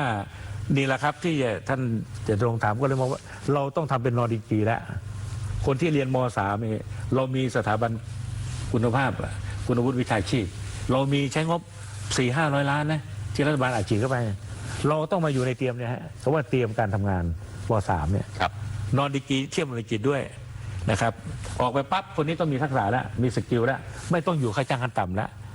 ถูกไหมฮะตอนนี้กลายว่าคนไทยนี่เรียนจบม.6 เข้าทำงานค่าแรงงานต่ำเท่ากับแรงงานข้ามชาติเข้ามาอันนี้ไม่ใช่เรื่องสิทธิมนุษยชนนะเรื่องที่เราจะอัพชีวิตของคนไทยเนี่ยให้มีอาชีพถูกไหมฮะแต่ต้องเริ่มจากเพิ่มทักษะก่อนถูกต้องครับต้องที่2คืออะไรครับคุณจตุรงค์จ้างงานต้องเป็นธรรมสวัสดิการต้องมั่นคงเมื่อสักครู่นี้ลูกจ้างเหมาต้องมั่นคงจิตสาธารณะต้องมีค่าตอบแทนจิตสาธารณะจริงๆแล้วเนี่ยคือผมไม่ได้คิดเองเราเดินสายไปที่ตังนะทางภาคใต้ทางเหนือเนี่ยก็มีอพลนะครับมีมูลนิธิมาฟังนะเป็นสมาชิกเราด้วยก็เสนอทำไมอสมเขามีค่าตอบแทนนี่ฮะนะครับเขายังมีค่าตอบแทนเขาไม่ต้องการหรอกแต่มีจิตอาสาบางอาชีพมีค่าตอบแทนผมก็เลยใส่มานะไหนๆจิตอาสาเขาไม่ต้องการหรอกทำแล้วก็ให้ทำเท่าเทียมกันอันนี้ก็เลยใส่เข้ามาเป็นนโยบายครับคือทุกจิตอาสาที่ทำเพื่อสังคมนี่แหละก็ควรจะมีการดูแลได้ค่าตอบแทนจะได้เท่าเทียมกันทุกจิตอาสาถูกต้องครับเพราะเขาเรียกร้องเข้ามาแล้วบรรจุเข้าเป็นนโยบายเขาแจ้งกกต.ไปแล้วแต่เราไม่มีตัวเลขว่าควรจะกี่ร้อยถูกไหมครับต้องไปดูอีกทีนึงแต่ภาพรวมว่าประมาณเราเสนอกกต.เนี่ยซึ่งเรามีพอภาคที่ทำยุทธศาสตร์นี่อยู่ครับเสนอเรื่องขนาดนี้เป็นภาคเล็กเสนอเรื่องขนาดนี้เสนอเข้าไปแล้วครับซึ่งประเมินแล้วก็น่าจะต้องใช้เงินเยอะมากนะครับเยอะครับเยอะจ้างงานต้องเป็นธรรมสวัสดิการต้องมั่นคงขยายความสวัสดิการต้องมั่นคงอีกสักนิดหนึ่งสิครับสวัสดิการต้องมั่นคงเนี่ยผมว่าตอนนี้เรามี2สวัสดิการที่หลายคนอาจจะเข้าใจหรือไม่เข้าใจนะสวัสดิการตัวนึงคือตามกฎหมายครับสวัสดิการตัวนึงคือมาจากการเรื่องยื่นข้อเรียกร้องของแรงงานแล้วก็เป็นข้อตกลงตรงเนี้ยบังเอิญว่าในการจ้างงานในภาคเอกชนก่อนนะที่ว่ามันเป็นธรรมนั่นคือของรัฐของเอกชนก็มีเอาซอร์สนะฮะเหมาค่าแรงนะครับโดยเฉพาะนะครับแบรนด์ดังๆของยานยนต์นะชิ้นส่วนมันจะมีบริษัทเอาซอร์สเยอะมากกินค่าแรงขั้นต่ำนะตลอดแล้วท้ายที่สุดไม่ได้บรรจุเป็นลูกจ้างประจำสิ่งนี้แหละครับภาคแรงงานสร้างชาติถ้าเราได้รับการเลือกตั้งนะถ้าพี่น้องประชาชนให้ความไว้วางใจว่านโยบายตรงนี้ทำได้ผู้ใช้แรงงานกาเลยครับเบอร์30กาได้เลยครับบัตรประชาชน30เพราะว่าเราจะให้โอกาสในจ้างเราเนี่ยปีหนึ่งพอปีนึงต้องบรรจุเป็นลูกจ้างประจำเลยนะถ้าคุณลดคอสเนี่ยคุณต้องจ่ายค่าชดเชยเขาตามกฎหมายคุ้มครองแรงงานมาตรา118นะครับทำงานมา10 ปี300 วัน20 ปี400 วันเพราะกฎหมายเหล่านี้ผมผลักดันแก้ไขนะครับเป็นโฆษกกรรมธิการแก้ไขได้400 วันเนี่ยแม้กระทั่งพี่น้องพนักงานราชการใน700,000 คนเนี่ยเดิมทีเชื่อไหมครับว่า700,000 คนนี่ได้เฉพาะประกันสังคมนะปี61ผมเข้าไปผลักดันเข้าไปแก้ไขตอนนี้พนักงานราชการอยู่ในกฎหมายเงินทดแทนแล้วครูบาอาจารย์ไปสอนตามศูนย์ต่างๆถูกรถชนเฉียวตุ้มเข้าไปเนี่ยนะได้เงินทดแทนแล้วโดยที่พนักงานราชการไม่ต้องเสียเงินมหาวิทยาลัยต่างๆหน่วยงานของรัฐต้องอบต.เทศบาลต้องจ่ายเงินสมทบเป็นนายจ้างเข้าอยู่ในกองทุนทดแทนเป็นกองทุนเดียวครับที่นายจ้างจ่ายเงินสมทบฝ่ายลูกจ้างไม่ต้องจ่ายตอนนี้มีอยู่ประมาณ100,000 กว่าล้านกองทุนเนี้ยยังโฟอยู่ครับดูแลพวกเนี้ยนะเนี่ยแหละครับคือการจ้างงานไม่ทำสวัสดิการต้องมั่นคงสิ่งเหล่านี้นะไม่ต้องแต่ในจ้างบางที่เขาก็บอกว่าถ้าเกิดเป็นพวกจ้างเหมาเอาซอร์สเนี่ยก็จ่ายเงินเพิ่มให้มากกว่าพนักงานประจำอยู่แล้วก็เอาเงินส่วนนี้ไปจ่ายเป็นสวัสดิการไปจ่ายประกันสังคมสิคุณมนัสจะมองมุมนี้ยังไงผมมองมุมนี้ว่าบริษัทเอาซอร์สเนี่ยนะเขาเหมางานเข้าไปเขาต้องหวังผลกำไรใช่ไหมเหมือนกับบริษัทที่ว่าเขาจ่ายแล้วทำไมไม่จ้างตรงทำลดคอสได้ก็แสดงว่าลดคอสไม่ได้เนี่ย แต่คุณไปฝากเอาบริษัทเอาช็อตไปจ้างงานเข้าไปเขาต้องมีกำไรเนี่ยถูกไหมสิ่งเหล่านี้ผมว่ามันไม่ดูแล้วมันเทียบเหตุผลไม่ได้นะครับผมคิดว่าในจ้างเขาจ้างได้นะแต่ว่ากฎหมายของเราก็มีการส่งเสริมยืดหยุ่นบ้างที่ผมพยายามเสนอว่ามีกองทุนเดียวที่ในจ้างจ่ายสมทบเนี่ยนะครับก็คือกองทุนทดแทนกองทุนที่สองนี่ที่ผมพยายามผลักดันอยู่ในนโยบายแต่ไม่ชัดเจนนะก็คือหมายถึงตอนเนี้ยการจ้างงานประเทศเราเนี่ยในจ้างไม่มีงานให้ทำนะครับใช้มาตรา75ครับ75ก็คืออยู่บ้านเฉยๆนะจ่ายค่าจ้าง75%อีก25%ไม่ได้ค่าจ้างลูกจ้างก็อยู่ไม่ได้เพราะยิ่งอยู่บ้านค่าใช้จ่ายยิ่งสูงดังนั้นเราจะมองว่าไอ้กองทุนที่หักในจ้างไปเนี่ยอยู่กรมพัฒน์เนี่ยอยู่ประมาณ600-700 ล้านนะที่ในจ้างไปจัดอบรมให้เนี่ยเอากองทุนนี่แหละครับว่าบริษัทก็ไก่ทำอะไรก็แล้วแต่ถ้าคุณไม่อยากจะเลิกจ้างพนักงานจ่าย75%ที่บ้านคุณต้องเปิดโรงงานให้เขามาเรียนเพิ่มทักษะอัพสกิลรีสกิลนิวสกิลใหม่เนี่ยก็เอาเงินกรมพัฒน์มาเนี่ยแหละมาจ่ายค่าจ้าง25%ผมว่าทักษะแรงงานจะดีขึ้นนะครับแล้วก็ออกรั้วโรงงานไปทำนะครับงานนอกระบบอาจจะเป็นทำแอปอะไรต่างๆแล้วแต่เพราะมีการสอนการเรียนไงตอนนี้คนออกจากงานไปเตะฝุ่นนะครับถูกไหมครับมันไม่มีงานเสริมแม้กระทั่งน้องๆที่จบปริญญาตรีเนี่ยเข้าเป็นโรงงานก็ไม่ได้เพราะไม่ใช่สายอาชีพถูกไหมครับเสร็จแล้วก็ไปเรียนต่อปริญญาโทจบโทมันก็ตกงานอีกท้ายสุดก็ไปเรียนปริญญาเอกตอนนี้อาชีพการเรียนบ้านเราสูงมากครับอาชีพการเรียนคุณจตุรงค์ครับต้องที่4เนี่ยผมคิดว่าคุณมนัสได้ตอบไปพอสมควรแล้วนะเพราะมันเกี่ยวข้องกับสวัสดิการต้องมั่นคงประกันสังคมทั่วหน้าเราพูดกันมายาวแล้วเรื่องนี้ขอความรู้คุณมนัสในฐานะที่อยู่กับแรงงานมาตลอดหน่อยครับผมอ่านในเอกสารราชการตลอดเวลาว่าเวลาธุรกิจต่างชาติเงินทุนต่างชาติที่ไม่มาลงทุนเมืองไทยเนี่ยเป็นเพราะประเทศไทยขาดแรงงานที่มีทักษะนะครับเขาอยากจะมาตั้งโรงงานสมัยใหม่ไฮเทคเนี่ยแต่ว่าแรงงานไทยไม่มีทักษะเพียงพอเวลาไปอ่านแผนพัฒนา4 โซนแห่งชาติเนี่ยก็จะระบุเหมือนกันเลยนะครับว่าแรงงานเราไม่มีทักษะแล้วก็บอกว่ามันขาดการเชื่อมโยงระหว่างภาคอุตสาหกรรมภาคธุรกิจกับกระบวนการศึกษานะครับมันไม่เชื่อมกันเพราะฉะนั้นก็เลยผลิตแรงงานไม่ตรงความต้องการของบริษัททั้งหลายในฐานะที่เป็นผู้เชี่ยวชาญเรื่องแรงงานเนี่ยประเทศไทยควรจะแก้ปัญหาแรงงานไทยขาดทักษะยังไงครับคือจริงๆแล้วผมก็พูดมาตลอดนะก่อนที่ตั้งพรรคการเมืองนะผมก็เคยเป็นบอร์ดคณะกรรมการส่งเสริมพัฒนาฝีมือแรงงานของกรมพัฒน์จริงๆแล้วเนี่ยเราจะมีมาตรฐานค่าจ้างวิชาชีพเนี่ยเยอะไปหมดนะมีเกือบ100วิชาชีพแต่คนไทยไปไม่ถึงนะครับเพราะคนไทยไม่มีการไปเรียนรู้เพราะไม่ถูกบรรจุอยู่ในมหาวิทยาลัยจากโรงเรียนต่างๆนะเราทำสายสามัญมาตลอดเสร็จแล้วจบม.6ก็ไปเตรียมก็ไปเรียกตามสายหัวดีก็ไปอย่างหนึ่งตอนนี้จมไปหมดนะเราจึงบอกว่าทำอย่างไรก่อนที่เข้าสู่ระบบแรงงานเนี่ยกระบวนการการศึกษาก็เราก็เซอร์เวย์ก่อนคนที่มาลงทุนต้องการแรงงานประเภทไหนที่ผมว่าเตรียมนะครับเตรียมเพื่อจะสู่แรงงานถ้าคุณเตรียมเพื่อจะเข้าสู่ราชการมันติดตันแล้วถูกไหมครับสิ่งเหล่านี้เรามองว่าต้องเตรียมก่อนนะกระทรวงสาธารณสุขต้องมองอวต้องมองครับนะครับเราจะแย่งกันทำงานถ้าเอาลูกหลานเราเข้าไปอยู่ในม.3เนี่ยเรารู้แล้วว่าลูกหลานจะต่อไปสู่ราชการไหมเราต้องเอาเตรียมพวกนี้ว่าอุตสาหกรรมรอบบ้านเราเขาต้องการแรงงานประเภทไหนสิ่งเราเนี่ยไม่ต้องรอค่าจ้างขั้นต่ำแล้วไม่ต้องเรียกร้องเลยซ้ำไปมันก็จะต่อก็บอกตามสายงานเขาเลยนะครับอันนี้ก็คือส่วนที่1ส่วนที่2จบม.6ไม่ไปต่อป.ตรีเนี่ยนะตามสายสามัญม.6ก็อัพสกิลกระบอกอีกกระบอกหนึ่งนะมันก็ค่าแรงก็อัพขึ้นแต่โครงสร้างในเรื่องมาตรฐานค่าจ้างต้องเปลี่ยนถ้าไม่เปลี่ยนเนี่ยไม่ทันนะฮะตอนนี้ค่าจ้างมาตรฐานของอันระดับหนึ่งเนี่ยของเย็บผ้าเนี่ย400 บาทถูกไหมฮะค่าแรงขั้นต่ำ4 บาท400 บาทแล้วผมเรียกว่าการที่จะปรับค่าจ้างขั้นต่ำต้องดูอัตราเงินเฟ้อ CPI ยังไงครับแต่ที่ค่าครองชีพถ้ามันขึ้นยังไงแล้วก็บวกเข้าไปเป็นค่าจ้างแรกเข้าเลยถูกไหมครับแต่นี่เวลาค่าแรงขั้นต่ำมาต้องมีการเรียกร้องนะฮะฝ่ายการเมืองก็เสนอค่าจ้างไปเสนอปุ๊บเนี่ยนะคนที่ประกอบธุรกิจในเรื่องของบริโภคเขาขึ้นราคาไปแล้วรัฐบาลดรอปลงไม่ได้นะสิ่งเหล่านี้มันคือไม้ตายนะไม้เด็ดอันหนึ่งที่แรงงานเราจะเสียเปรียบคุณมนัสครับหลายประเทศใช้วิธีเน้นไปที่การศึกษาระดับอาชีวะเพราะอาชีวะเนี่ยจะเข้าไปสู่โรงงาน สู่ธุรกิจได้ตรงกว่าปริญญาตรีหรือสูงกว่านั้น เวียดนามก็ทำแบบนี้แล้วก็ประสบความสำเร็จเมืองไทยเราทำบ้างได้ไหมครับ ตอนนี้ทำเลยนะ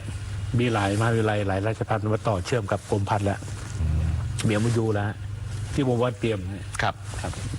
มีแล้วแต่ไม่เป็นนโยบายระดับชาติเองเป็นนโยบายเฉพาะบางส่วนนะฮะ เป็นได้ชัดนะคุณจตุรงค์ว่าแนวนโยบายของแรงงานสร้างชาติเนี่ยล้อมรอบอยู่กับสวัสดิการความเป็นอยู่ของแรงงาน ซึ่งเข้าใจได้ว่าเพราะว่าคุณมนัสโตมาสายนี้จริงๆนะครับปัญหาเดียวคือว่าจะทำไงให้แรงงานทั้งหมดที่ชมรายการอยู่วันนี้หันกลับมาเลือกพรรคแรงงานสร้างชาติ เราจะมีเวลาเหลือสักหน่อยให้เชิญชวนครั้งสุดท้ายไหมครับเรื่องไงครับน่าจะมีเวลาสัก1 นาทีนะครับคุณมนัสครับอยากจะบอกกล่าวอะไรกับประชาชนชวนไปใช้สิทธิ์ชวนมาเลือกพรรคแรงงานสร้างชาติหน่อยครับครับก็นะครับขอสวัสดีกับพี่น้องผู้ใช้แรงงานพี่น้องประชาชนนะครับว่าพรรคแรงงานสร้างชาติเนี่ยเป็นพรรคสายกลางนะอาจจะเกิดใหม่นะครับเราเดินพบปะพี่น้องประชาชนหลายภาคส่วนนะฮะนโยบายที่ผมพูดมาเมื่อสักครู่เป็นนโยบายที่จับต้องได้ทำได้จริงครับ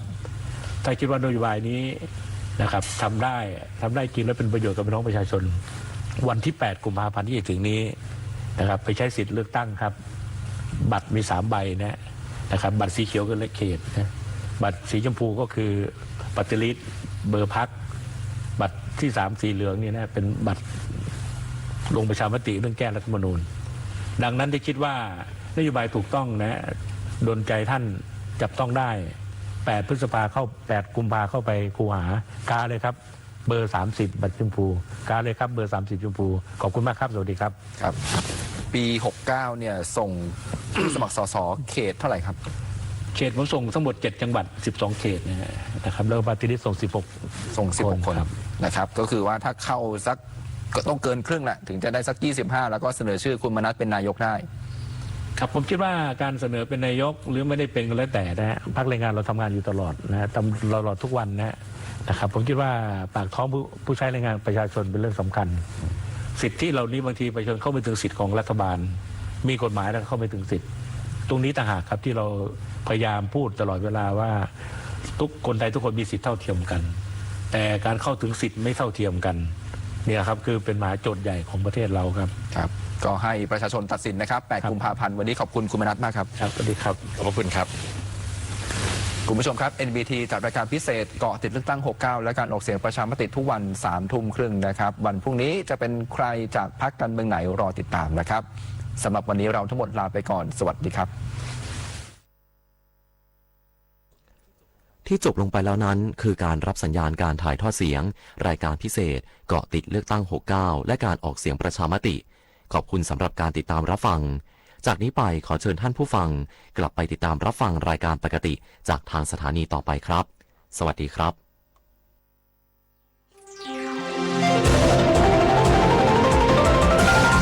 วิทยุแห่งประเทศไทยให้ความรู้คู่ความสุข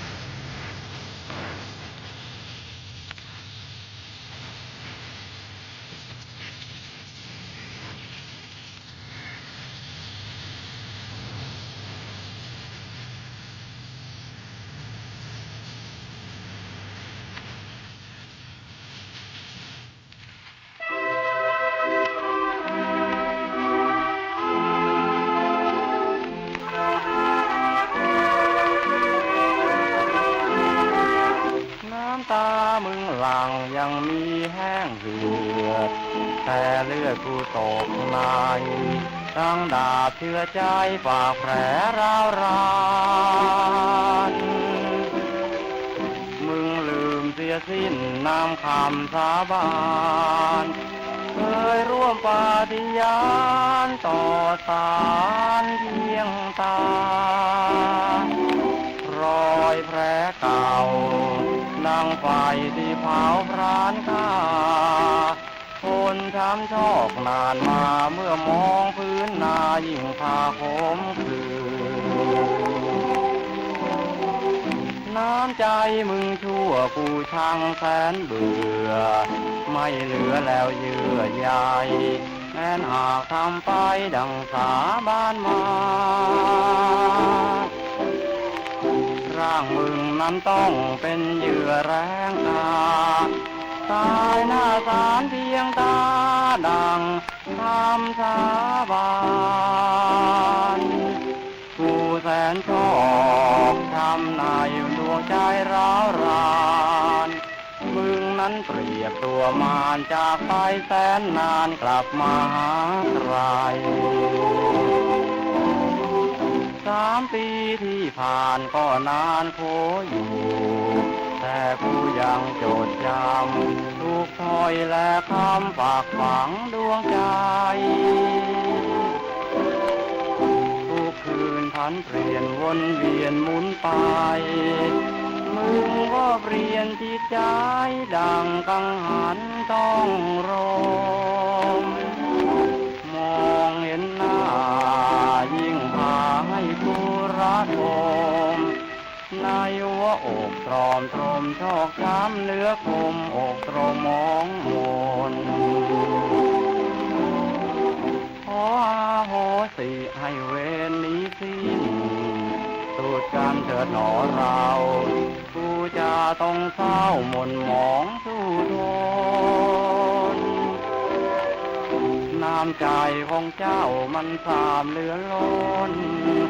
กรรมเจ้าสร้างชายตนใช่คนอื่นเขาท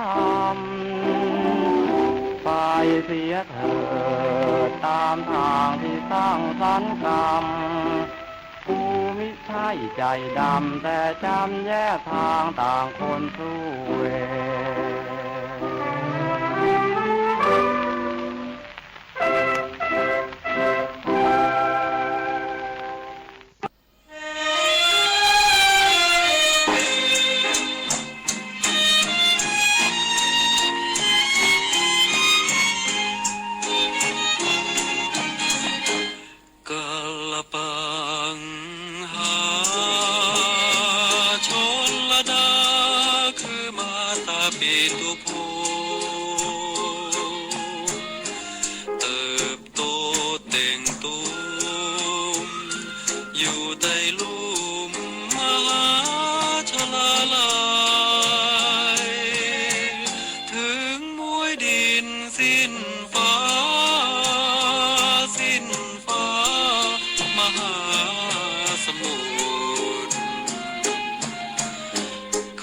ปังหายังคงพิสูจน์โคตรพองลำไพความรักเท่านั้นจะดันดนไปพบเจ้าได้ประทับใจประดับวิญญาณ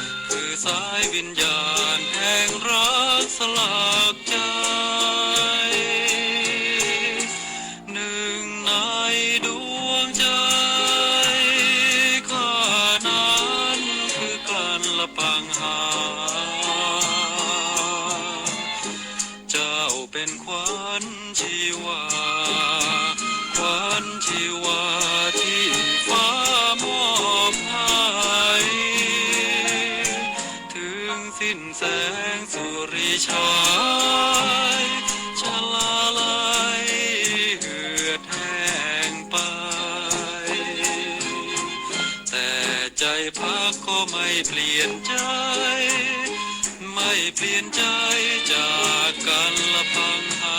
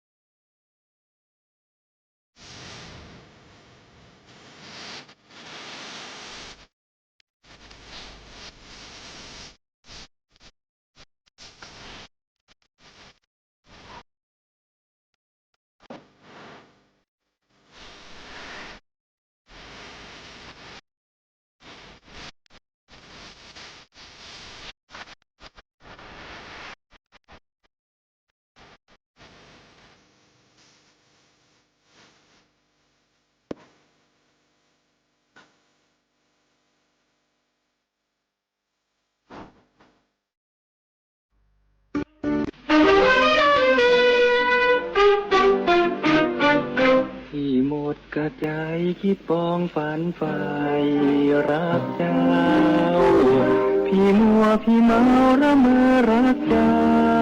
นานมาทำเจ้าทำเสียพี่ระกำเหลือขนาดไม่เห็นว่าเจ้าสาแก่ใจพี่หมดศรัทธาสูญสิ้นปัญญาเหลือคนหมดใจจะทนฝืนความมองมนต่อไปเจ้าไม่มีเมตตาประณีหรือไรพี่รักไปได้แต่ระทมสิ้นศรัทธาสุดหวังเมตตาเลิกราเรื่องคิดเชยชมเจ้าพรวนแปรยิ่งกว่าสายลมคืนพี่หวังชมพี่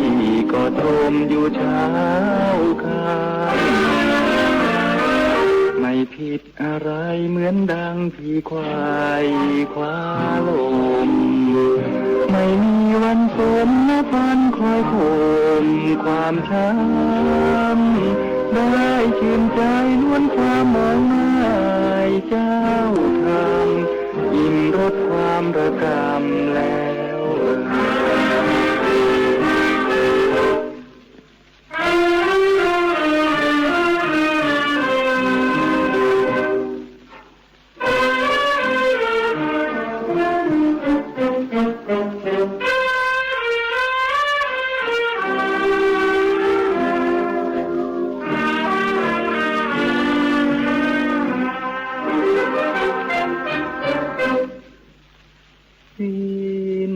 ศรัทธาสุดหวังเมตตาเลิกราเรื่องคิดเชยชมเจ้าปรวนแพร่ยิ่งกว่าสายลมคืนพี่หวังชมพี่ก็ตรมอยู่เช้าค่ำไม่ผิดอะไรเหมือนดังพี่ควายคว้าลมไม่มีวันสมนับวันคอยข่มความช้ำได้ชื่นใจล้วนความมองหมายเจ้าทำยิ่งรับความระกำแล้ว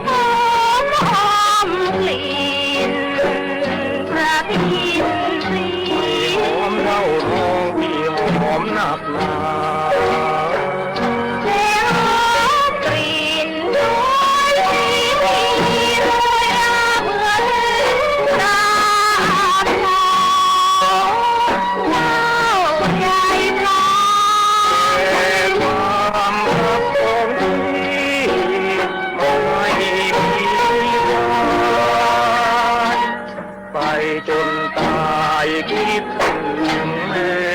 ในฝันขอให้รักเป็นรางวัลเรารักกันความที่ลื่นระเริ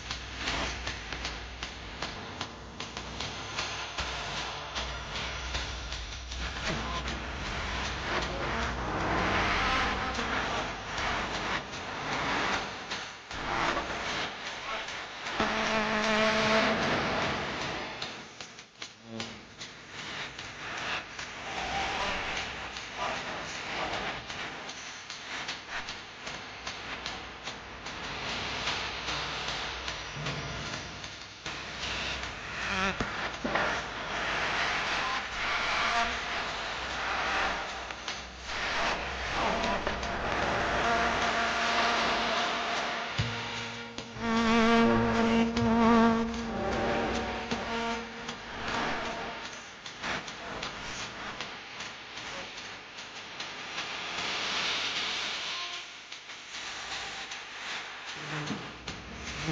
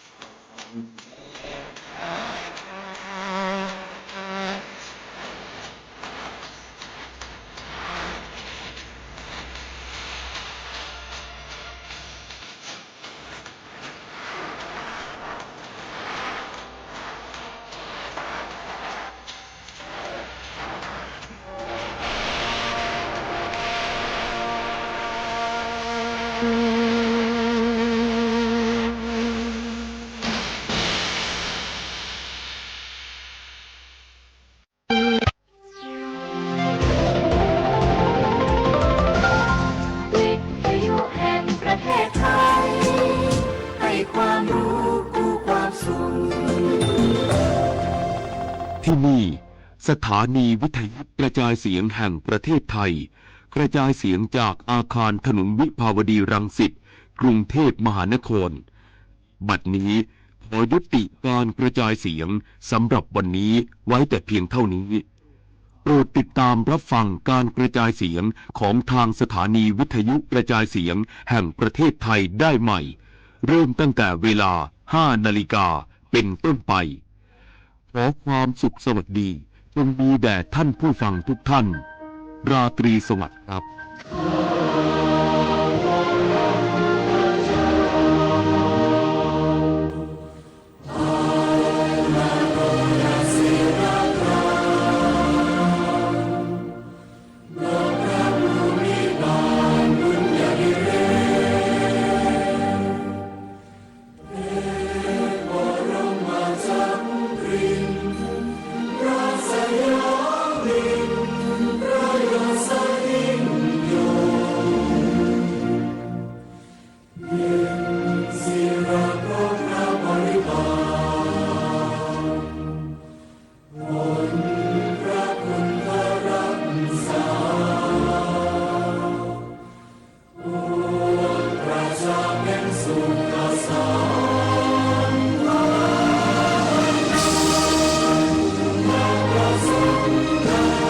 Thank you.